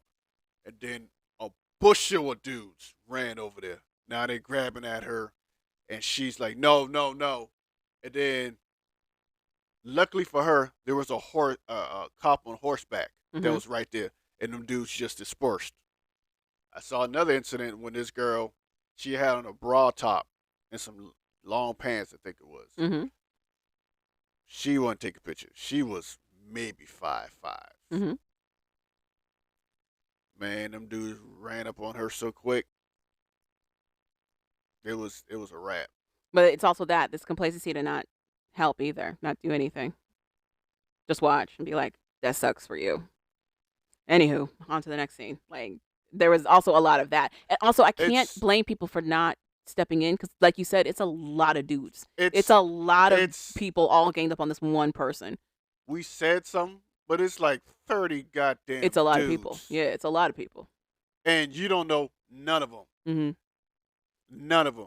And it's maybe 2 or 3 of you. But what I'm saying is there was a slow build of rape culture. There was a slow build of rape culture where they went from being like, I'm going to ask to, I'm just going to try and see what happens to, I'm going to do what the fuck I want to do. It went from just taking pictures to to When we were watching the doc, you said a lot of these women could have avoided it if they just took the picture. Yeah. Which I disagree That was with. more in 97, 90, 96, 96, 97. I don't think there's a whole lot you can do to avoid And those types of scenarios. I'm not saying if they took the picture, nothing might happen. But earlier, they'll take pictures and then They don't owe these dudes to be nice to them. They don't owe them nothing. I'm not arguing. You want to take a I'm picture? not No, I don't want to take a picture. Rape. Like, I don't. No. Back then, when the female said no, there's a picture. When it first started, dudes be like, "All right, cool." They go about their business. When Luke turned it into the freak party, and some females started getting more lewd. That's when the aggression turned up. And you also gotta understand, when it first started, it was open, so people were pretty much in the fun mindset and fun mode the whole time.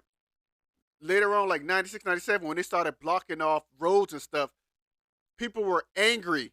So when they finally got out their cars, they just want to release all that tension and anger that's built up because they've been in their cars in traffic for 3 to 4 hours, not moving at all. Because I'm just saying that your correlation that traffic means rape is very interesting. No, what I'm saying to you is they already had like this built up anger that they were dealing with. I'm not saying it was right. I'm just saying it was a bunch of built up, high, drunk dudes and women, already all this frustration built up. Now, it just poured over to dudes just doing whatever. Mm-hmm.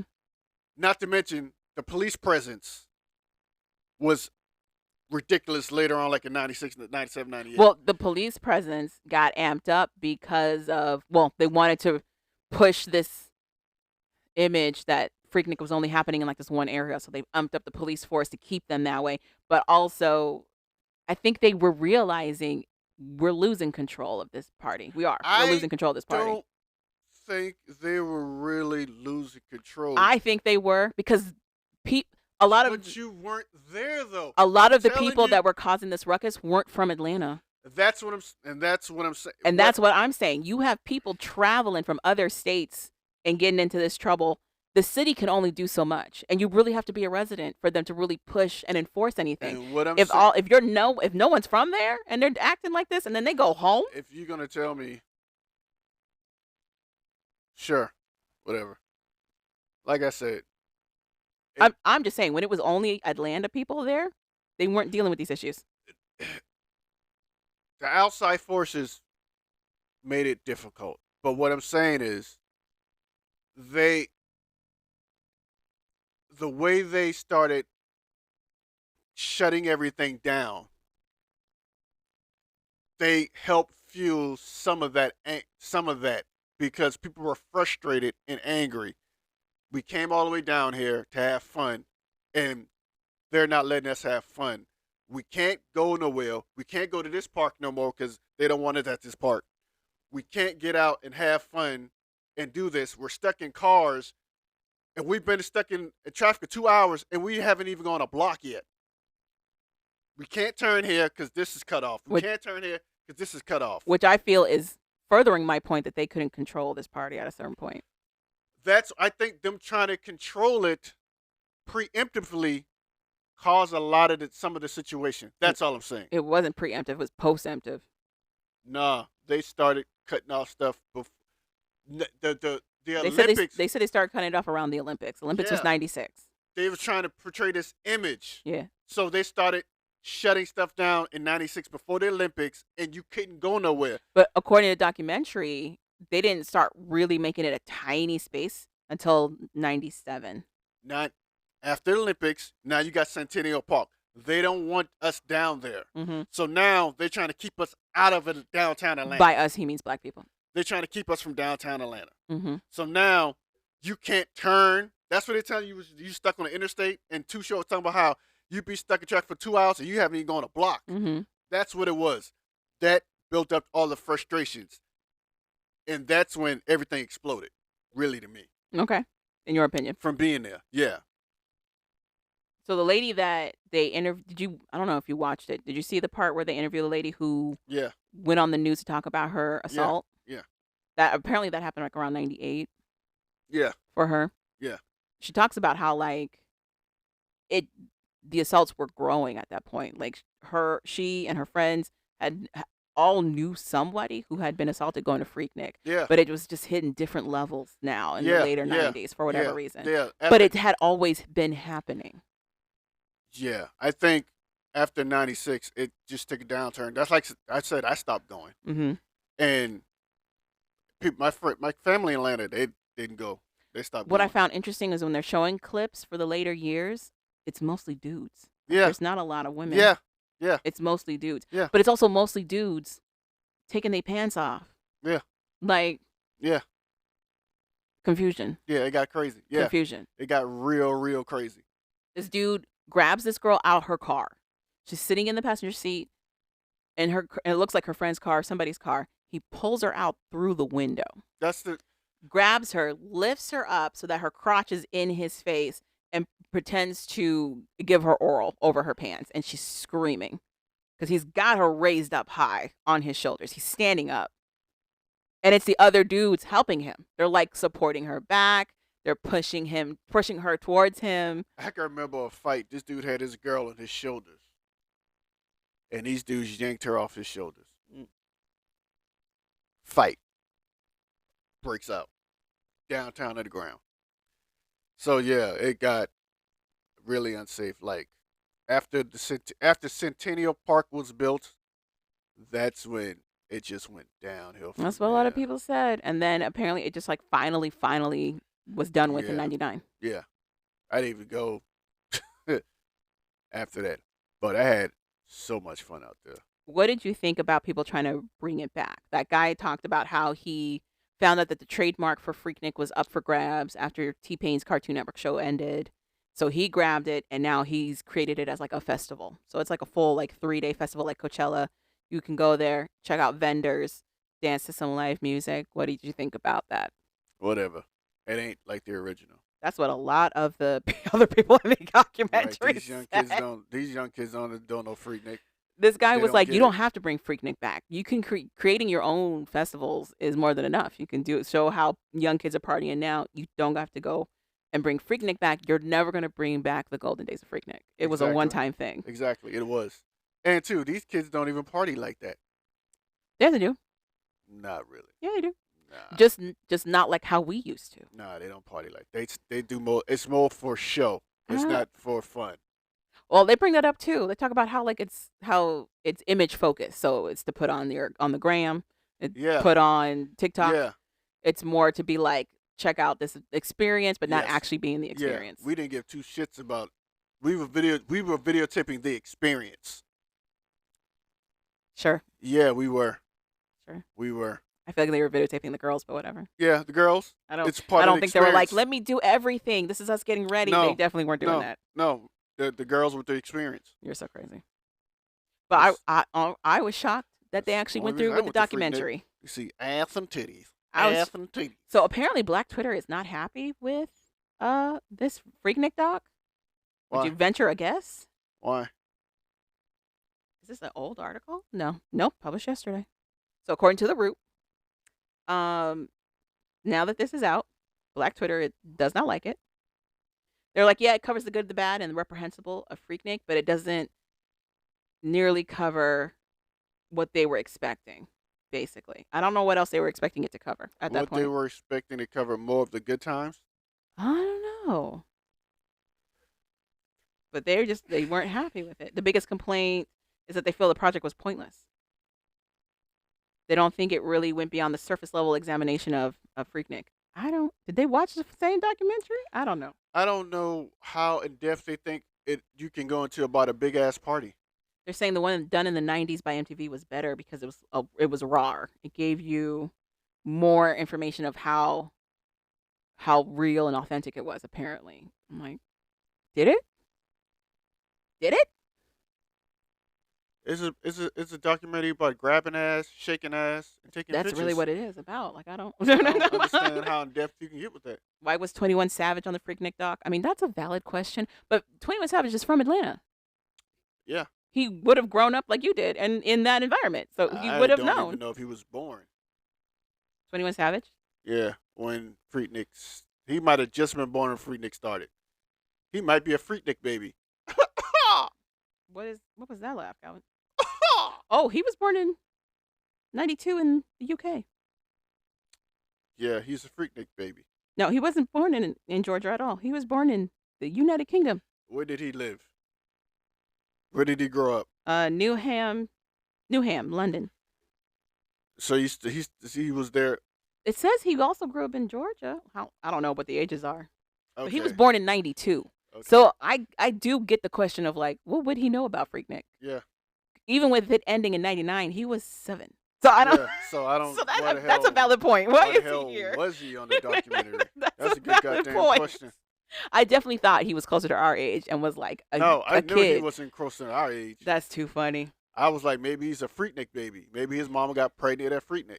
That is too funny. They're like, why is this Englishman giving his opinion on That's hilarious. Freaknik? But nah, I remember a lot of, maybe a couple of dark times to Freaknik. I remember my sister almost got pulled out the fucking car. Oh, that's scary. So to get your ass in this car, if they yank you out, you just gone.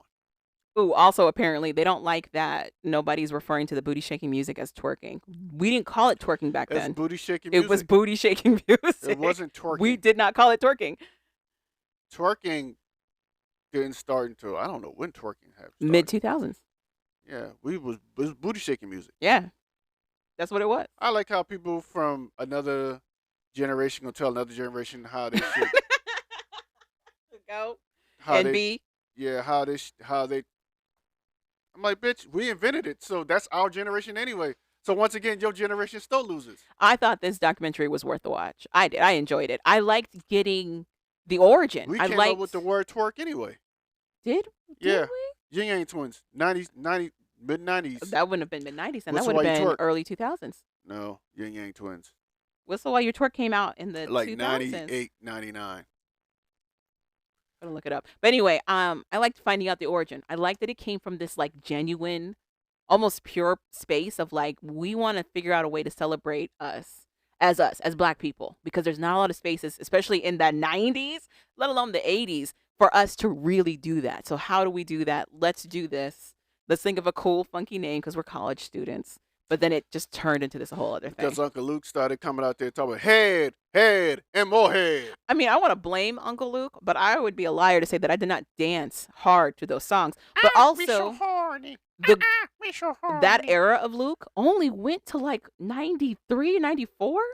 So I see how it set the precedent, but I can't put all the blame on him because it got worse in like 97, 98, 99 when he wasn't doing all that stuff. It set a tone for sure, but it got way worse in the later years. So I don't know. I don't know. Oh, I put Whistle While You Work. It gave me Snow White. Whistle While You Twerk. I would just say Came out in 2000. That's what I thought. That's what I thought. they made the song in the 99. Oh my They goodness, made Calvin. the song in the 90s. Anywho. And they're from our era anyway. That's what I'm saying, though. They're It like- came out in 2000s. Yeah, but they're from they're like in their 30s when they made that goddamn song. We're talking about the word twerk, and I said it 40. came out in the mid 2000s, and you said no, the 90s. The twerk is sure, whatever. It's not a 90s thing because that was their argument, was that everybody kept saying booty shaking, booty shaking music instead of saying twerk, and they're like, just say twerk. It's like, we didn't call it that yet. It wasn't that yet. Anywho, I liked it. Well, I would definitely say somebody should watch it, should check it out. Does it go into depth or cover, I guess, everything you want it to cover? Probably not, because that's 10 years of an event that they're trying to boil down to like an hour and a half. So I liked it for what it was. I did. I appreciated it. Best weeks of my teenage life. Best weeks of his teenage life, meaning his 13-year-old life. Like, he wasn't 16 when this was going down. You know how much older of nothing. 'Kay. Moving on. Moving on.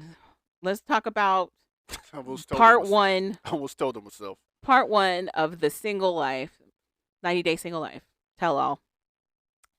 Dear God. The tell all is better than any of the season, in my opinion. This season of single life was boring and dragged out. So dragged out. But this tell all, hilarious.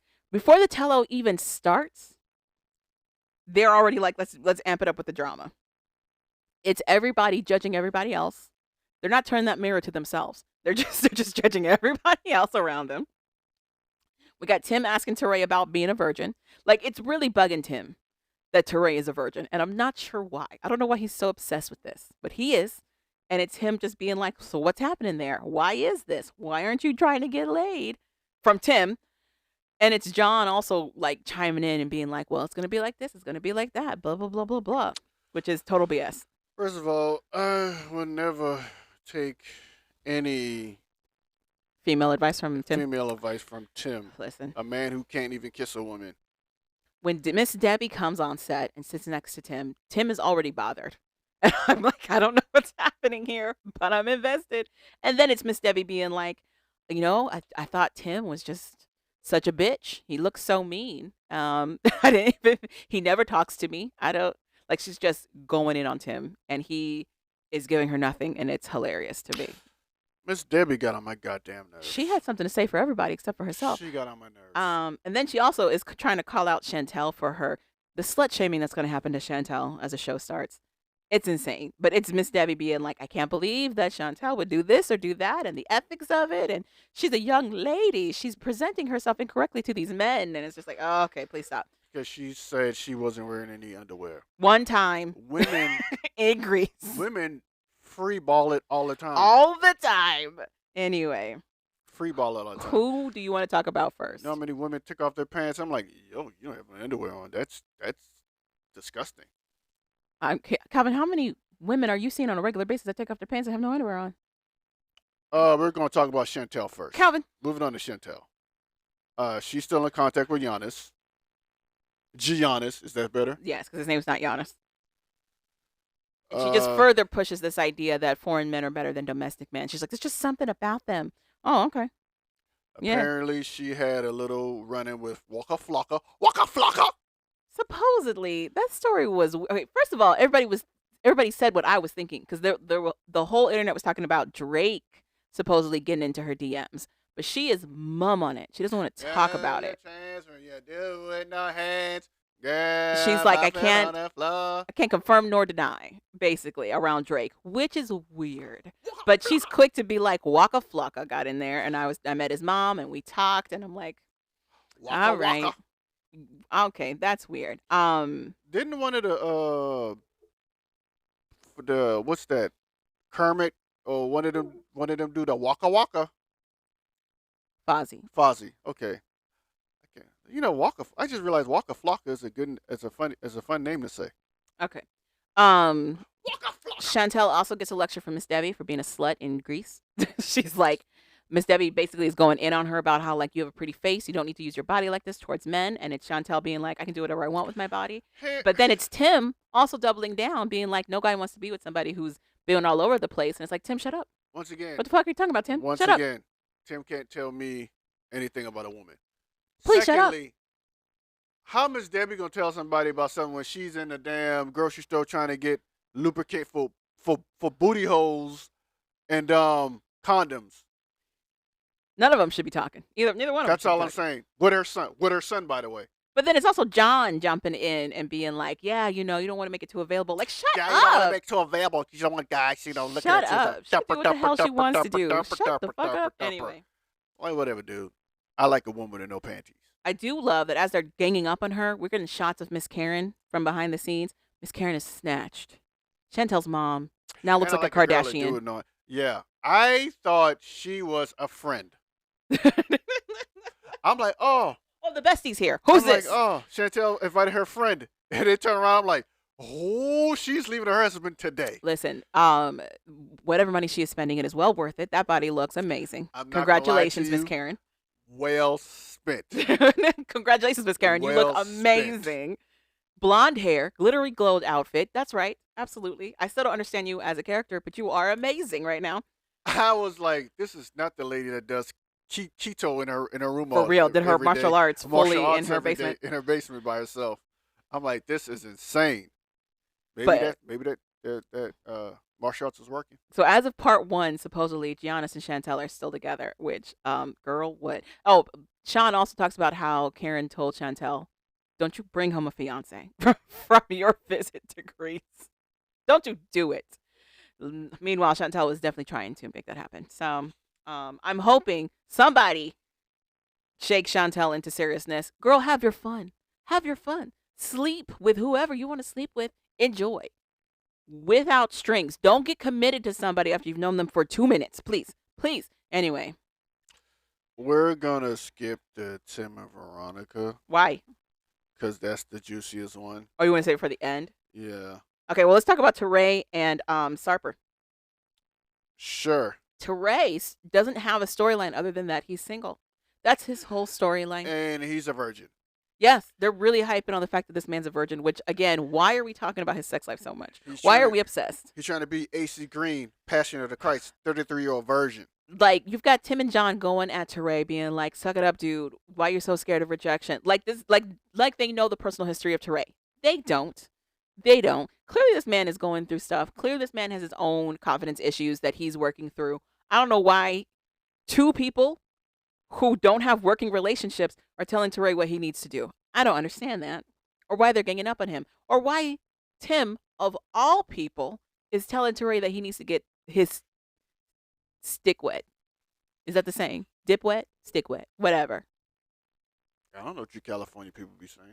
They're basically telling me he needs to sleep with That somebody sound like by a now. West Coast thing. But at the same time, Tim is like, yeah, you need to get this experience, but also don't be with somebody who's been sleeping around. Tim, makes sense. Make sense. What are you talking about? How about you be with who you really want to be with, Tim, and stop faking the phone? Gracious.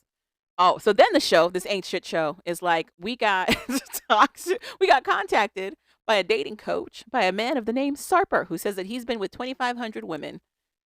Yes, I have been with 25 million ladies. I know people who count being with somebody when they're just talking to them. So I'm like, okay, sure. It's real easy to get these numbers up if you want to. Also, who's keeping statistics like this? Also, he's not saying that he made 2,500 women happy. He's saying he's been with 2,500 women. Now, What? he did give me a move that I would like to try one day. Listen, as they get this dating coach on, there's plenty of the cast members who are like, I don't know what's happening right now. Sarper tells Teray what he needs to do is stop giggling all the time because that's a turnoff. Nobody apparently with a But vagina he does, is going to want it. he does giggle like the Pillsbury Doughboy. It's a nervous giggle. Oh. And then he tells him, like, if I was there to help coach you, I would have you do the tiger attack.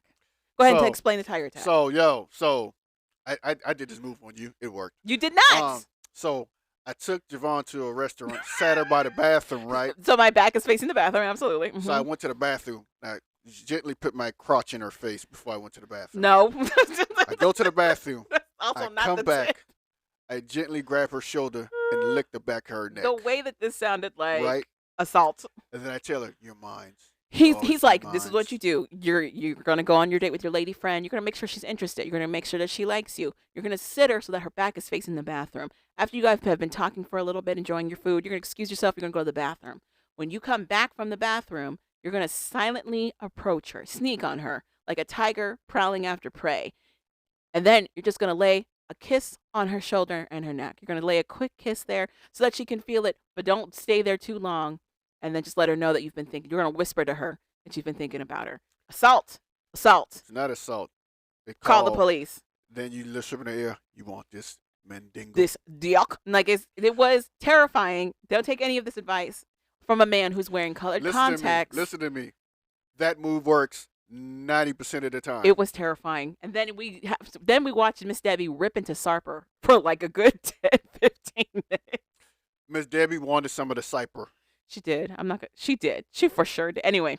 She wanted some of the I still don't know cyper. why this show did this. I guess they were like, how do we fill in the time for Teray? We don't have a whole lot. Because this is it. Teray whole shtick is He's single. single, and I'm a virgin. That's it. Oh, Because go ahead. Because if you notice, they really didn't get into nobody else. Well, so they touch on Natalie. Got to introduce everybody. They touch on Natalie. All they say is, are you with Josh still or not? And she goes, it's complicated. Which clearly means she's still with Josh. They touch on John. They touch on Miss Debbie. They ask John if he's still with Megan. He says it is. It's still a work in progress. We're still acclimating to each other. I think he's still living in the little girl's room. I don't think he's sleeping in the same room as Megan. Miss Debbie says she's still in contact with Ruben. Blah, blah, blah. I'm sick of her. She talked too much. And let's go on to now the big meat of the show for the first tell-all? Kind of Veronica and Tim, mostly Veronica. and Tim. I'll say the Tim stuff real quick. He's not dating Louisa anymore. He says it's because it wasn't progressing. We all know it's because Tim didn't want to progress with Louisa. When she asked him to kiss her, he looked sick to his stomach. Like I said, So, onwards. I think he needs to be true to himself and stop living a lie. I don't necessarily agree with this story that a lot of people agree with you on. I think he has a lot of complicated thoughts around any of those aspects of intimacy. I don't think it's just a girl thing, in my opinion. Stop. In my opinion, he's a very controlled person from what he's shown on these different series of shows. Keep telling yourself that. What I'm saying is, I don't think he likes intimacy, period. Okay. I think it's ick across the board. Okay. Keep telling yourself that. But I'm also not somebody who's going to say somebody else is a specific sexuality. I don't know that person. It's not my business. I think he's trying to pretend to be both ways, but I don't think he likes the opposite. So you don't have sex. any problems projecting what you think his sexuality is. That's I- fine. I think that's what it is. That's it. Because this doesn't make any sense. It makes sense to me.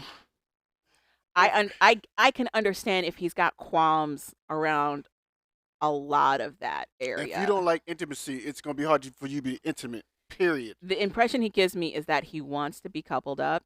He likes No. the aesthetic No. of being coupled up. He doesn't like the realities of being coupled up. Sure. That's what I think. Okay, sure. Because at least in all these 90 Day Fiance iterations, he goes after one type of person. One. Okay, whatever, sure.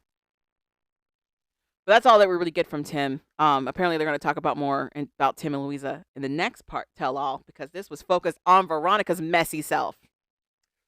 So basically, what we learned is Veronica and Tim love to tell their significant others trash about each other. At the same time, talking about that person's significant other as well. So, what Jamal is saying is Veronica kept telling her how much she hated Tim and how Tim was a bad dad. It wasn't doing anything or doing what he was supposed to do or doing what he needed to do. Are Veronica and Jamal still together? No. I don't know. They're not together. They confirmed that they are no longer together, but there was confusion as to how long they have not been together. So, on the other hand, she also talked to Louisa and told Louisa how Jamal was a deadbeat and broke and how she couldn't believe she was dating this broke guy. So, now everybody trying to figure out which one is it. Seems like the toxicity between Veronica and Tim gets pushed out to other people and other people get caught in the crossfires. That's what it seems like. So now Veronica and Jamal are talking about when do you guys break up. No one can. So Veronica is saying when Jamal texted her, sent her a text with the peace sign, that she thought they were broken up. Jamal, on the other hand, was like, nah, I wasn't breaking up with you over text. I was going through a lot of stuff at the time. Listen, the way that story unfolded made me have to side with Jamal, and I don't appreciate that, Veronica. I don't appreciate that by a mile. It Okay. was confusing. When it's asked how are they together, Veronica makes it sound like all Jamal did was send her a text saying, "Hey, it's been real," and a peace sign. That's what she made it sound like. But then when Jamal is explaining the other instances that led to the breakup, she admits in her explanation of events that that's not the last thing she heard from him. So it didn't make sense. According to Jamal, they were fighting about him prioritizing his mother over her. She wanted to see him in person. He doesn't live in North Carolina. He lives in California, clear across the country. Well, he moved back to California from New York. Calvin, when he came to visit her on the show, he was already in California. He wasn't in New York. So He was already in So California. what the hell is the New York thing about? I think it's just to show that he lived there once. I think it's a bragging right. I don't think it's anything else. Because he also had his friends from New York that also came up, remember? Oh my God, I'm confused. Okay, I'm done. I'm So, done. I'm officially done. I'm leaving. So, and it's just him. She makes that accusation that he just texted her with, and then sent that peace sign emoji. And it's him being like, "That's not at all what happened. We were fighting about me coming out to see you, but I had to take care of my mom. She was losing her house, and I told you I'm not gonna be able to come out there. And you told me basically, fuck my mom. You were like, you don't have to be there for your mom to deal with all that. Come see me." And he didn't appreciate that. And then it was her saying that she would come down to San Diego to be with him, and he was like, "I don't need you down here while I'm handling my mom. That doesn't make sense either. So, I need to take care of my mom. I'm out. Peace sign." To according to Jamal, that's when that peace sign situation came up. But according to Veronica, that's when she was like, "Oh, he's not taking our relationship seriously. It's basically over." He tried to text her and talk to her after all that event, and she said she didn't want to hear from him anymore. And that's how they broke up, according to Jamal. Madness. Madness. But yeah, they also, this is this hard dynamic being painted by Louisa and Jamal, that this calm, united front that Veronica and Tim try to show on the show is not what it's like in real life. They're constantly talking shit about each other and down about each other. And they're like, "Oh yeah, we admit that. We say that all the time, that we're each other's best friends or worst enemies." And it's like, it's different. It's a different painting when you're like, "Oh, we're family, we do this, we do that." And then the reality is you can't stand each other, period. Also, for me, it gave a little more clarification about why Jamal was so upset with Tim saying that he was the father of Veronica's daughter, because he had Veronica in his ear. Jamal had Veronica in his ear talking about how Tim doesn't do shit for her daughter. He doesn't give her money. He doesn't help pay for other stuffs. He's not really somebody she can depend on. He's living in a house with a bunch of roommates and living like a single college student, apparently. So for Jamal, I think no, he didn't believe none of that. I think Tim is with one of those roommates, but that's just me. Moving on. Okay. And a lot of people will agree with me. Um, yeah, Veronica literally made Jamal look like the adult in the situation. Which is terrible. How dare you? How dare you I think do I this to actually me? told you that Jamal might end up. Look, did I? No, No. Okay. I did. You did ask why I hated him so much, but like, he's still a fuckboy. Don't get me wrong. He's still a fuckboy, but he was a fuckboy who the full information wasn't shared. It really wasn't, and on how things were clipped and edited, it definitely looked one way. It looked like he was starting these fights out of nothing, but he wasn't. There were things that led to it, and he wasn't getting the reason he wasn't getting a clear understanding of things is because after they would have that fight, it would go right back to the nonsense. So then he was like, "Wait a minute, what's going on?" He does acknowledge that he should have been more present and like really focus the prioritization of the relationship. But I also would argue, you're in your fucking 20s, you live clear across the country. She is in her 40s looking for a husband. How would you have moved forward in this relationship? How? How? Anyway, but my favorite part was Louisa going after Veronica. That was my favorite part. Louisa said next to nothing the entire series. All of a sudden, she had all the words. Oh, Louisa's pissed. She had all the English words on top of that. They made it seem like Louisa was really struggling with English, but she had all the words for this tell-all. And I like it. Um, That moment aside, before Jamal and Louisa come out, you see them behind the stage getting ready. Louisa sits down in the chair and she's like overwhelmed and breathing hard. And it's Jamal crouching down, being like, "Don't worry, I got it. I got us. I got your back." I'm like, what's happening right now? so seems to me like Louisa is sick and tired of Veronica and Tim, Yeah, and whatever happened, in a it real way. pissed her off, In a real way. which I can't blame her. Listen, I just love that the context is Louisa was talking to Tim online for a minute, for like a year or so. Then he gets her to date him in person. And he puts her on this reality show. Because the only reason she's on that show is because of Tim. So then she gets put on this reality show with him, only to really not be treated seriously, to have to beg for affection from him, and then more than likely get unceremoniously dumped, probably out the blue. So, invested in what she's going to say. Invested. Yes. My only problem with Jamal was I wasn't as upset as with Jamal as you were. My only problem with Jamal was that you already know Nothing you do is going to get Tim out of the picture. Number one. Number No. two, he's not a threat. Mm. So stop making him a threat. Well, so I was with you on the threat thing, thinking But that he was thinking Tim was encroaching. Sounds like he didn't think Tim was a threat. No, He just thought Tim was talking too much. Tim was talking too much. Yeah. Yeah. And from what they shared, I had to agree with him, So it which I seems hated. like which I hated. it to me, it don't seem like Tim was talking that much. It seems like Veronica was making it sound like Tim was No, talking because that Louisa much. co-signed that. She talked about how, like, the way that Tim and Veronica would talk about each other to their partners was like the bulk of their conversations. Like one of the main things that they talked about when they were dating those people was the relationship between those two friends, basically. Like that was a constant thing that was very annoying for them. Like they didn't understand why it needed to be like that. And then on top of that, they had to deal with those prospective people's opinion of them in their own relationships. That's insane. That's a lot. I got to hear you bad talk your friend, and then I got to hear about how your friend bad talked me on a regular basis. That's too much. That's too much. And it didn't stop. Like it was nonstop. Like it didn't matter what they did or how they would try to come to these truths or whatever. It just continued. No, that is a lot. That's a lot. And we know it's true. Veronica and Tim keep talking about how like they're always going to be in each other's lives. They're besties. He's basically family. He's basically the father to her It daughter. sounds like they're frenemies.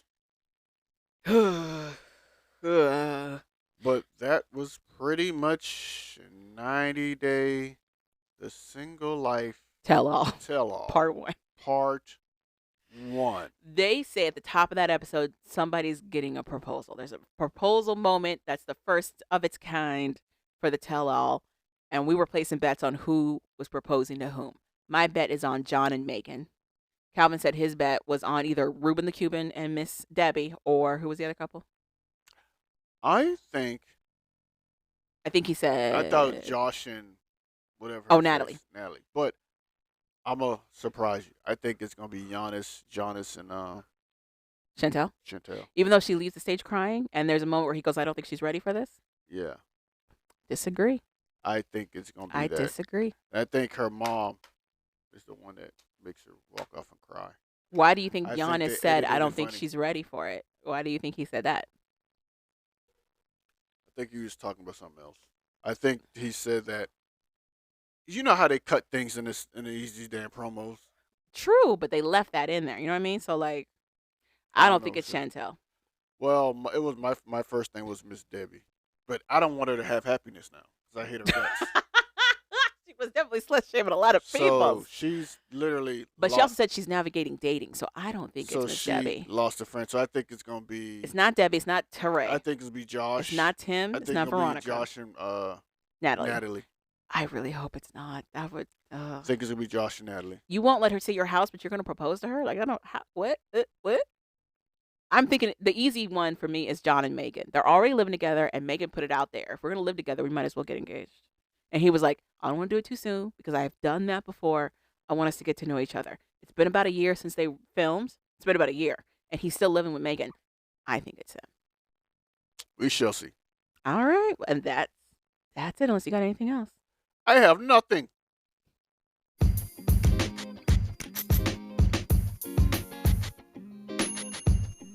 Thank you for listening to We Like That podcast. So we like that. Go ahead and click that subscribe button. You know you want to. And rate us 5 stars. I'm Javon. I'm Calvin. Later, people. And we're out.